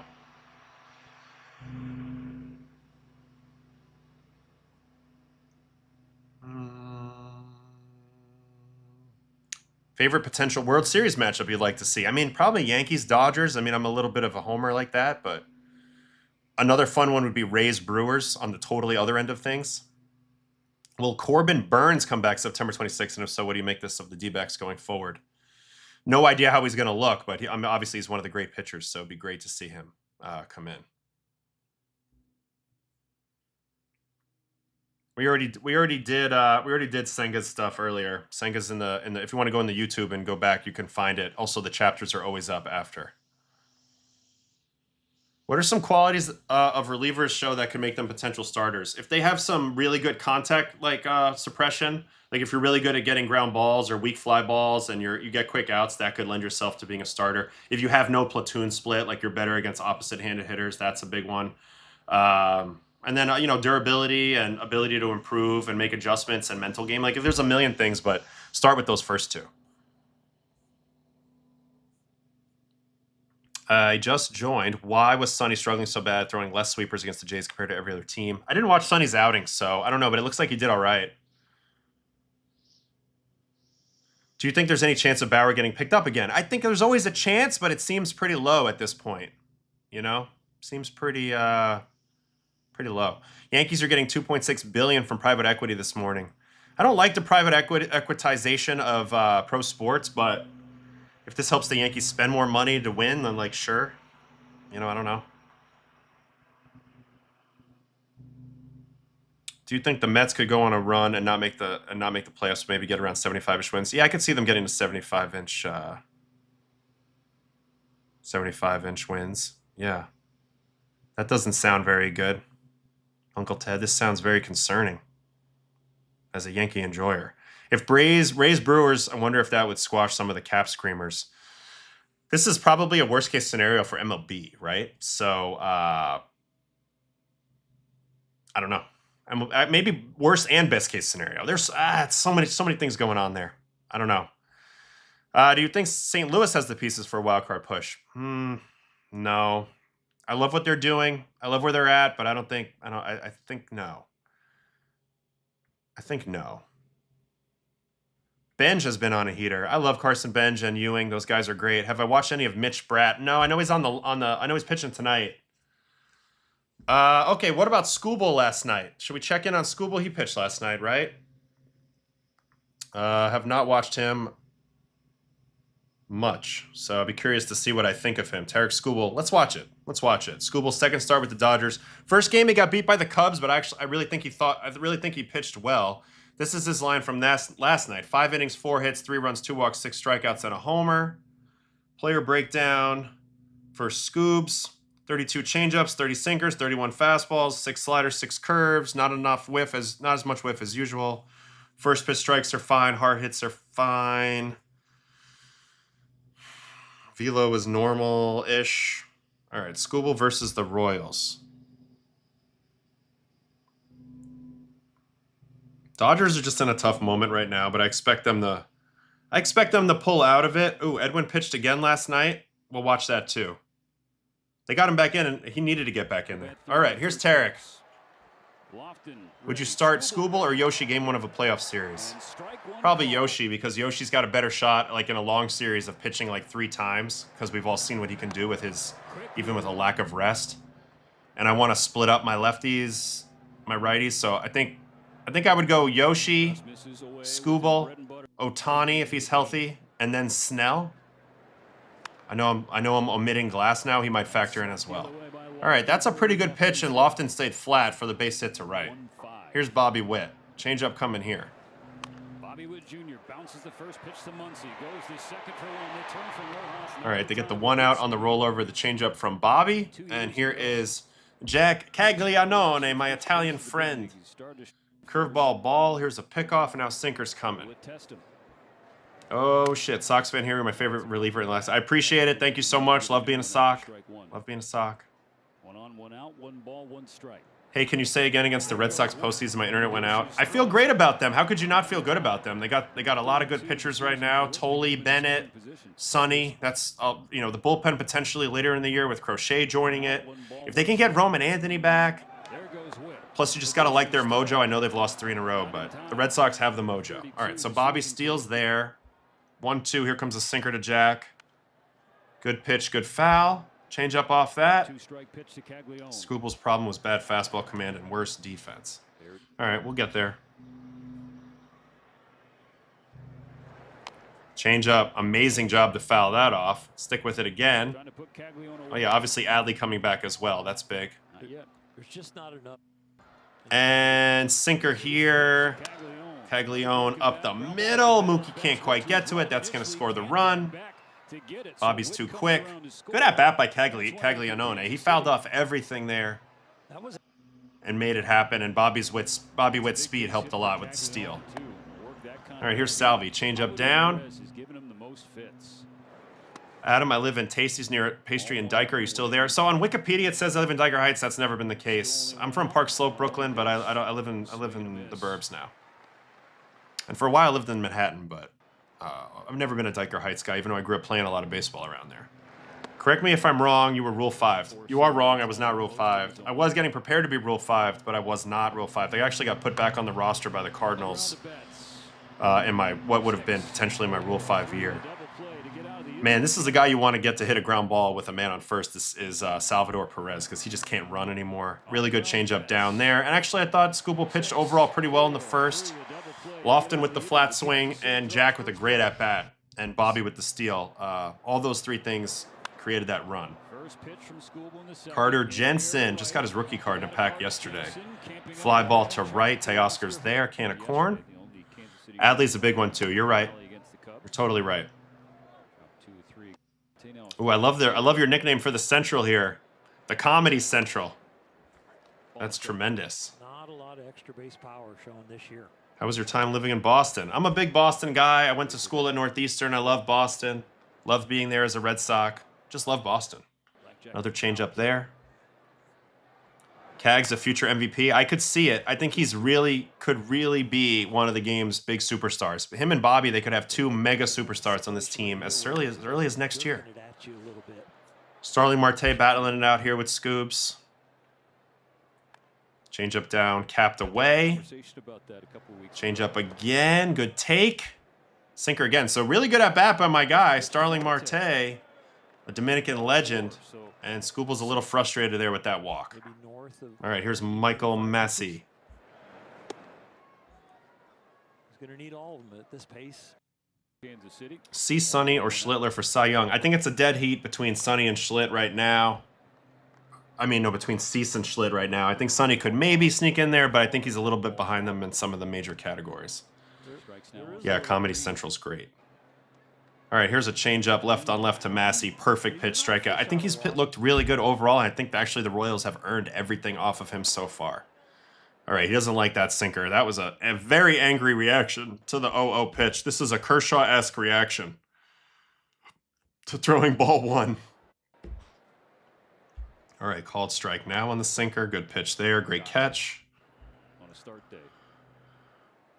Seems like his sinker command was way down this game. Very revealing. He's been a really good strike thrower, but I can see that a little bit. Maybe a little bit of command issues. Number 19 Gavin Williams, we know that he's also in the mix too. Did you guys on Team Italy pronounce Caglianone the correct way or the American way? I think the correct way for the most part, Caglianone. Mainly because the Italians were like, that's really how you say his name. So everybody was like, all right. Anyway, Doors Collins up top. Worked a little bit harder than he wanted to in that second inning. Here is the third inning. That's a crazy stat. Lowest ERA since 2023. 4 of the 5 are Dodgers. Skubal, Skeen, Snell, Ohtani, Yamamoto. That's pretty ridiculous. That is pretty ridiculous. Do you ever wish you were a lefty? You're damn right I wish I was a lefty. I think I would have been a starter for sure in my career if I was a lefty. Probably would have made $100 million. And could have definitely held runners better. So, and probably still be playing. So yeah, I definitely wish I was a lefty. But hey, I'm not. So what are you going to do? Force it? 98-1 down. That might have been a strike. But bad receive. No challenge. Was rooting for Team Italy. Appreciate that. Would you say that a guy with more horizontal movement on a fastball has an easier time throwing sliders? Maybe sweepers, but I wouldn't say sliders in general. Like gyros, probably no, but sweepers, yes. All right, here's a good sinker to Isbell, as he does a good job of not walking the 9-hole here. It took him too many pitches to get this out, but did a good job not walking him. He's back to the top, and Lofton, who got on top of a fastball the first time. Team you dislike playing for the most? Definitely the Cardinals. I just didn't fit in over there, you know. And I had some beef with front office. But overall, I mean, mostly I really wish I was a great Cardinal. But I was miserable there because I sucked. So part of it was on me. Man, Lofton, 2 great swings off of Skubal. Here's the second one as he lasers this ball in the gap. Man, he's been nice and short to the ball in the leadoff spot. So good swing there. That was a poor location. That was middle. Here's Bobby. Have you faced Acuna before? Yeah, I don't know the numbers, but I got a couple strikeouts, a couple walks, a couple hits. I feel like he's probably winning in the overall numbers. What messes me up is Jack stands for Jeffrey Allen Caglianone. Yes, I agree. He should be Jeff Caglianone. Instead, he's Jack Caglione. So who knows? Can you win a World Series with Francisco Alvarez as your starting catcher? You know, if you've watched this show long enough, you know that I'm a completely blinded Alvarez fan. Like, no matter what he does, I'm going to believe in him. So I'd say yes. All right, fastball up to Bobby, blows him away. Poor job chasing that pitch. Skubal takes care of Witt in a big spot. So now 2 outs for Cags. Drops in the curveball. Very nice. Here comes a sinker. Perfect pitch. So 0-2 on 2 perfect pitches. Changeup coming here. Cags done a great job fouling off those changeups so far from Scoobs. 4-seam up, foul ball. And then he's going to get a hit. Man, talk about 2 tough as nails at-bats from Jack and Skubal as he lasers that ball for a home run. And I actually think he was out front and caught that off the end. Exit velo, I'm going to guess 106. 110. He didn't even catch it off the end. 111. How did he? This is a bad location, but Caglianone has won each of the first. Caglianone has won each of the first 2 at-bats by his foul balls, which eventually led to the mistake pitch by Skubal. So left on left, this has been incredible to watch. He is hot, and we're seeing a superstar being born here, guys. He rides this out just a touch. But he's got dumb power. I mean, 112 off the bat on a line, left on left off Skubal. Are you freaking kidding me? Let's watch that one more time. Incredible. I mean, launch angle's like, what, 20? 17! 17! Unbelievable. So, yeah, he's made a couple of 2-strike mistakes in the middle. But so far, I'm giving the credit to the Royals. I'm not taking too much away from Skubal. I'm giving a lot of credit to the Royals. Particularly Jack, who's one of the nicest people you ever meet, too. Ever. Dude was supposed to be a lefty pitcher, too. I know. What a freak. All right, he's going to punch Salvi with the high heater here, and that's going to end the third. 3 runs across the board. He looks frustrated. Got to give credit to the Royals, though. Last place team. This is why baseball's so crazy. Last place team facing one of the handful of best pitchers in the world, and they're making him work really hard, and they're going to beat him. Essentially beat him in this game, which is just, it's just incredible. All right, little curveball fly out here for Jensen. Now here's Starling Marte, who after the great first at-bat is going to have a horrible second at-bat. First pitch changeup rollover. Too bad the Royals lost. They did. So credit to the Dodgers for winning the game overall, but credit to them for the way that they approached Scoobs in this game. Although here you get a great fourth inning. 3-pitch strikeout here of Massey. Doors. 2 start in the 5th. First game of a 7-game homestand. 3 against the Royals and then 4 more against the Brewers. Baseball's a true skill game. Totally agree. Royals also have familiarity with Skubal that not a lot of NL teams are going to have. Yeah, I have no worries about Skubal. I think he looks really good either way. I mean, I know he's not getting his best results yet, but that's right around the corner. And if you're a Dodger fan, you want this team to get their results as they head into the postseason anyway. Good change up there. Didn't get it down, but got him out front. Collins pops it up. 9-hole Isbell. Actually, Skubal looks really dialed in the 4th and the 5th here. Really dialed. Did you ever rehab with Somerset? No. No. I was actually never played in Somerset. That would have been cool, but never got it. Talk, the knowledge, the patience he has with the audience to explain what's going on. Break down Freddy Peralta next? Sure, we can do that, and then that'll probably be it. In the front office and everybody is just off the charts. Weathers is pitching tonight. Besides the lack of run support, what has led to his Jekyll and Hyde performance this year?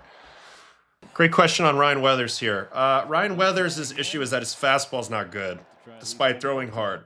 Very hittable. It's been hittable his whole career, and this is the first time, and it's only been recent, that he's finally gotten away from trusting it. The Yankees continued to say throw a lot of 4-seamers early. They added the sinker in, and the 4-seam changeup, they felt like he had to throw the 4-seams. Now he's become a sweeper changeup guy with some sinker and 4-seam. And he's got a gyro slider as well. So he's a 2 breaking ball and changeup guy with some fastball. And now he's all of a sudden pitching better. So he's just looking to find the sweet spot of his game. And I think it's tough because Ryan Weathers, that's as it hits him in the toe. That sucks. Ryan Weathers is a guy who throws 98 as a lefty. So your whole life you're told to throw that heater. And I think they're finally coming around to the realization he just doesn't have a good heater. So I'll talk about that a little bit more in a second. But that's what's up with Weathers. Although he's pitched so well out of the rotation lately that I think if things were to change, it could be Will Warren out to the pen now and not him. And I love Will Warren. Anyway, here's Bobby. This is the 3rd at-bat between the 2. Gets the 3-2. He's going to end up walking him. So a little bit of a lapse here at the end of the 5th for Skubal. Honestly, looks a little tired to me. Good job by Bobby there. And here comes Jack again. 2 for 2. That's a bad walk because Cags has owned him so far. So let's see. Dotted away, almost kills him up and in. Probably a smart pitch there, even if he didn't mean to do it. Just get him uncomfortable. Fastball up and in. Another foul ball. What's your question, bro? I'll try to look back for it. 2 on, 2 out, the 2-2. Got him swinging. Oh, what site do you use? It's called the Dugout app. It's a private app. Nobody else can have it, unfortunately. It's not available yet. So he ends up getting him with the left-on-left changeup. So gets him the 3rd time. Credit to Jack the first few times, and that's it for Skubal. I don't think he pitched bad. His sinker command wasn't optimal, but I don't think he pitched bad at all. I thought he pitched good. So if you're a Dodger fan, honestly, every time we watch anybody that is pitching bad, it seems like they're just going through a weird stretch right now, not getting results. Here's what I was talking about with Weathers, real quick, before we watch Diaz, and then we have to watch one more pitcher that I forget who it is, but we will watch him. Oh, Freddy Peralta. All right, look at the run value on Ryan Weathers' 4-seam fastball throughout his entire career, not just this year, through his entire career. -12 in 2021, -2 in 2022, -6 in 2023, -4 in 2024, -3 in 2025, and -9 this year. So literally his fastball has never been effective. At times, of course, it's important to speed guys up, but his 4-seam fastball literally never been effective. The reason why I think that is, despite the velo, is this number right here. Extension, 4th percentile extension, 5.8 feet of extension. So that ball actually plays slower than the number. So even if he throws 95.8, it probably feels like 94, 93. That's not going to work in today's game the way that you think it is. So changeup, he's got a great changeup, no doubt. He's also got a great sweeper, and he's really changed up his usage a lot over the past couple of months. You go to 2026, you go to 4-seam fastball, you go to by game and check out the percentages. he was throwing it a lot, and now look in this area down here, he all of a sudden stopped throwing it. His last 5 starts, he's sitting at 7% four-seam fastball, 12%, 10%, 9%, 8%. Before that, he never really dipped below 15 or 16, and oftentimes he was high as 35, 30, and he came out this year, early in the year, 43. So that's the biggest thing. He just stopped throwing his four-seam, which is not very effective, started throwing the other pitches, and his results have cleaned up a lot. And I think sometimes it's as simple as that. Looking at Weathers' this is the past 5 starts since he started doing that strategy. 5 1/3 1, 4 2/3 5, but then 5 2/3 1, 7-0, 6-0. So clearly that works. All right, as for Edwin Diaz, who also pitched in that game, we've been tracking him since we watched him last night through a couple games, and I thought he looked a lot better than his results, but then he also pitched again last night, got the save versus the Royals, so let's watch this game. 1 inning, 1 strikeout. Diaz versus the Royals.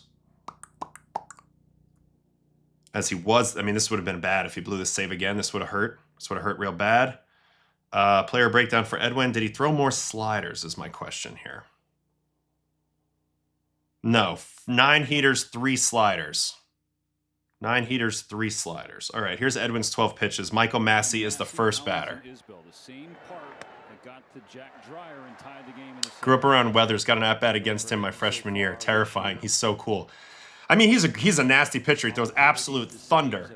But it's crazy. I mean, you know, the four-seam just has proven to not play, and I think the Yankees did a good job pivoting him off of it. All right, Edwin gets to the 2-strike count, going for the put-away here. I've talked a lot about how the first batter is so important for Edwin because of especially in a one-run game with the lack of ability to hold runners. And when he strikes out the first batter, he's usually going to roll through the inning. So that's what he does this time. It's a beautiful slider. This ball tunneled well with that last heater. Massey completely misses it, and that's the first out. Here is the second out, Collins. Who has faced Diaz before. He's 1 for 3.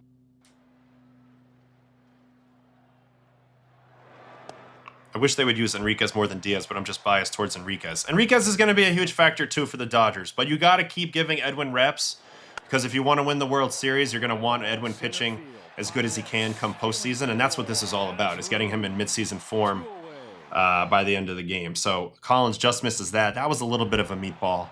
And here's Isbell. So I don't want to get too fired up. Obviously, this is a 1-2-3 inning, which he really needed for his mental, but it is 7-8-9 on the Royals. So we'll continue to watch Edwin as he's trying to get into midseason form here. And he was out for a while. Strike 2 on the corner. Wonderful pitch. If he goes soft, it's got to be a ball in the dirt. Ground ball to Freddie Freeman. He'll take it himself. This is the difference between the Dodgers and everybody else. They're going to continue to trust their guys, you know. So here's the last pitch of the game. It's a slider. It's a good location. Freddie takes it himself. Edwin really needed that. Really needed that. So happy for him. I wouldn't worry about him too much. It's all setting up for him to get into midseason form right at the right moment for the Dodgers. And that's what I see personally. A lot of people are going to, yell that he's washed or whatever, but in my opinion, he is nowhere close to washed. All right, we just passed the 2-hour mark. Who was that pitcher that we were going to watch? Freddy Peralta. 6 innings, 3 runs for Tampa Bay. So we've been locked in on Freddie P for a while, wondering how the Rays are going to adjust him, if he's going to start looking good, if he's going to be a thing for them down the stretch. 6 innings, 6 hits, 3 runs, 1 walk, 5 strikeouts, 98 pitches, and a home run. He got clipped by the 9-hole hitter Geloff, who I think just came back. Player breakdown on Freddie. 48 heaters. Vert was down 1 inch. 36 changeups, so a lot of fastball changeup, not as much everything else. Not a lot of whiff. Did throw more strikes in this game. Looks like he pitched a little better. We'll speed watch it. Rays versus A's. And then I got to go. All right, Freddie P. Speed watching. From the Mets to the Rays. First pitch of the game. Base hit to right. Was that McNeil? Yep, Squirrel. Just got his 1,000th hit. Congrats to the Squirrel on that. I know that felt good. Base hit to right. All right, second batter, in-play run. So he immediately gets greeted with a tough first inning. Soderstrom nails that fastball to center. That's going to burn DeLuca. Squirrel's going to come all the way around to score. And it's an RBI double. So 2 batters in, single, double. Seems to be the same issue as we've seen throughout the years, that the fastball is just not playing the way it used to play. We've talked about how his extension has turned around. And it's just flat out not playing the same. And for a guy that really relies on his fastball, that's very troubling for Freddy. So double there. Here's an out on a slider. Soderstrom at second, Wilson up, and he will crank. Appreciate you, Crackhead 101. Pretty well hit slider there. That's going to be a sac fly. Send him to third. 3-1 ball. So here's a walk. Probably trying to pitch for the strikeout here. Ends up nibbling a little bit. So now he's got first and third, 1 out. He does get a strikeout, though, of Butler. Changeup coming. Ooh, nasty changeup there. So Freddy digs deep for a strikeout of Butler. And now we got an 11-pitch at-bat here with Jonah Heim. So I'm going to try to skip through that. 12 pitches, actually. All right, here's the 12th pitch. In play out. So good battle here. He's only going to allow the 2 runs in the first. But yeah, the fastball's not really playing. Looks like somebody came home on a wild pitch or something. That sucks. All right, second inning. Strikeout on a changeup. Now, he did throw a lot of changeups, so the Rays must be telling him fastball changeup is the main thing. Changeup strikeout there. Changeup rolled to Caminero there. And out here on a fastball to Geloff. He didn't love the location of that one, but he's going to get away with it. Little fly out. Third inning. Yeah, I'll do probables after. 2-0, ripped into right, another hit for McNeil. So he's 2 for 2. 2000, here we come. The Dodgers have the resources to support their players during the slump. The division is competitive, and they have a big depth talent to help that. Totally agree. All right, there's another strikeout on a changeup. This one's Soderstrom. He's getting chased way off the plate on that changeup, which is interesting. Here's an out on 3-1, so another bad count. Has to challenge, but gets that into a decent location in for Jacob Wilson. He pops that one out. And then an out on a changeup here to Cortez. His changeups looked good in this game, for sure. All right, that's the third inning. Fourth inning, in play outs on a curveball to Lawrence Butler. That was a hanger, but he got away with it. Long run for the right fielder. And you know what? That's a hit, but then they're going to throw him out at second. What a crazy play. Good job by Aranda. Look at this ball bounce. And then watch Aranda. Wow, great play by Aranda. Now, Lawrence Butler struggles here because he wasn't running hard. Well, he hesitated, but he wasn't not running hard. But he ends up getting hosed by Aranda. Perfect throw, perfect tag, free out from Freddy Peralta. Crazy play. Damn. All right, first pitch, changeup out to Heim. Changeup's been great in this game. I still think Freddy's a big pickup for them. I think he's going to help them a lot. Obviously, they'd love to help him figure out his extension and his fastball again, because you can see the fastball just doesn't seem to have, the consistency of effect as before. But changeup looks great. There's another one.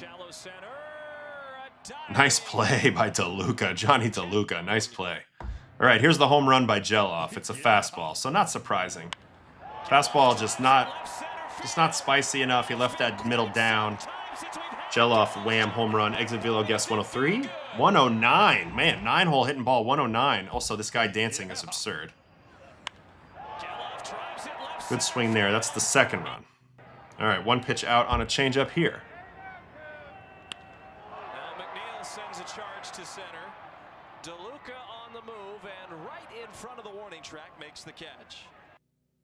Dave Roberts said they're going to stop giving guys runs, start making decisions what's best for winning, for what it's worth. For example, Teo's now basically getting platoon to Tucker. Yeah, right around now they're going to start doing that. But with Edwin, he's too important.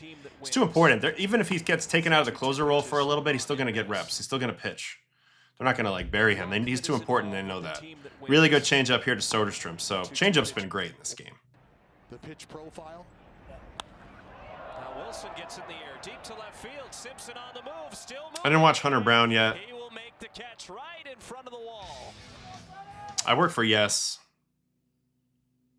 Is it odd he's throwing heaters low? I don't think he's meaning to do that with 2 strikes. I think he wants to elevate more with 2 strikes, and he's making mistakes.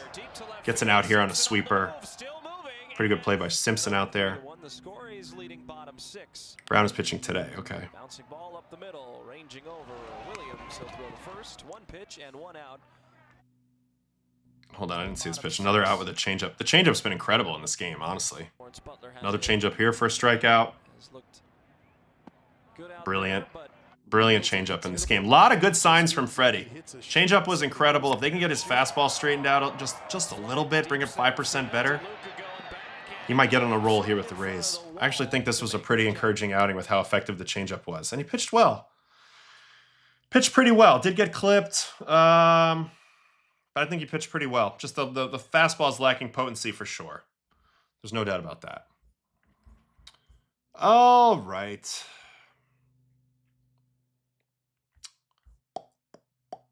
Changeup gives him a chance at results anyway. I agree. I think so. What's up with Wu struggling so much on the road this year? I think that's a little bit of a fluke, but they're about to pitch. He's about to pitch against the Yankees tonight in Yankee Stadium, so we'll see if that holds up or if he continues to scuffle on the road.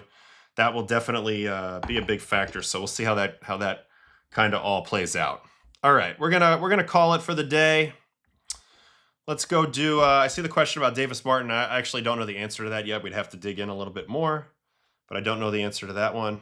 And here are our probable pitchers today for Tuesday, August 11th. Thanks for everybody hanging with me on the stream. It's been a great stream today. Been really fun. And we'll be back tomorrow with another one. If you haven't seen the vlog, second vlog, Texas-Milwaukee, go check that out on SideQuest. And then I am working on that Old Timers Day one. That's going to be a banger, in my opinion. All right, Cleveland-Detroit. Bybee and Drew Anderson. That's a fun series, an important series. Pirates-Marlins. This is the Skeens, Yuri Perez. Curious how Skeens looked. I thought he, I did his last game. A lot of 3-ball counts. A lot of arm side misses. Clearly a command issue, not a stuff issue in that game. We'll see what it looks like tonight versus the Fish and Yuri Perez. Cubs, Nats, Imanaga, TBA. Mariners, Yankees. Here it is, Wu Weathers. So we just talked about Weathers. Wu's got that road game thing. That's interesting, but we'll see how that plays out tonight. Red Sox, Jays, Sandoval, Cease. So Cease trying to answer Schlittler again. Sox have looked bad on offense, and they have Cease tonight.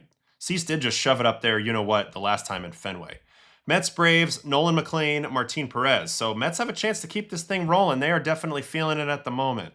Orioles, Twins, Brandon Young, Bailey Ober. Reds, White Sox, Lodolo, Sean Burke. That's a pretty good matchup. Phillies, Cardinals, Sanchez, Palante. That's a fun one too. Rangers, Angels, Cody Bradford. We watched him his last game, Ryan Johnson. Rockies, D-backs, Sugano, Mitch Bratt. Maybe we'll watch Mitch Bratt tomorrow. Been a lot of requests for him.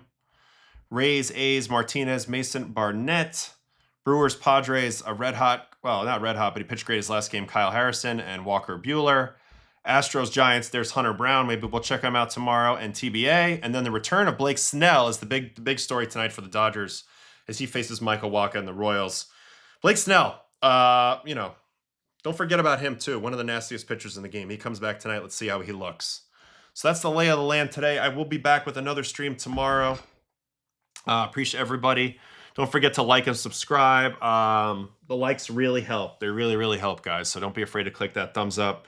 And if you're on TikTok and you want to come over to YouTube, please do so. Come subscribe. We're looking to get to 12,000 subs as we move along, and have a great time doing this with everybody. Have a great day. Appreciate it. I do evening streams, but not consistently.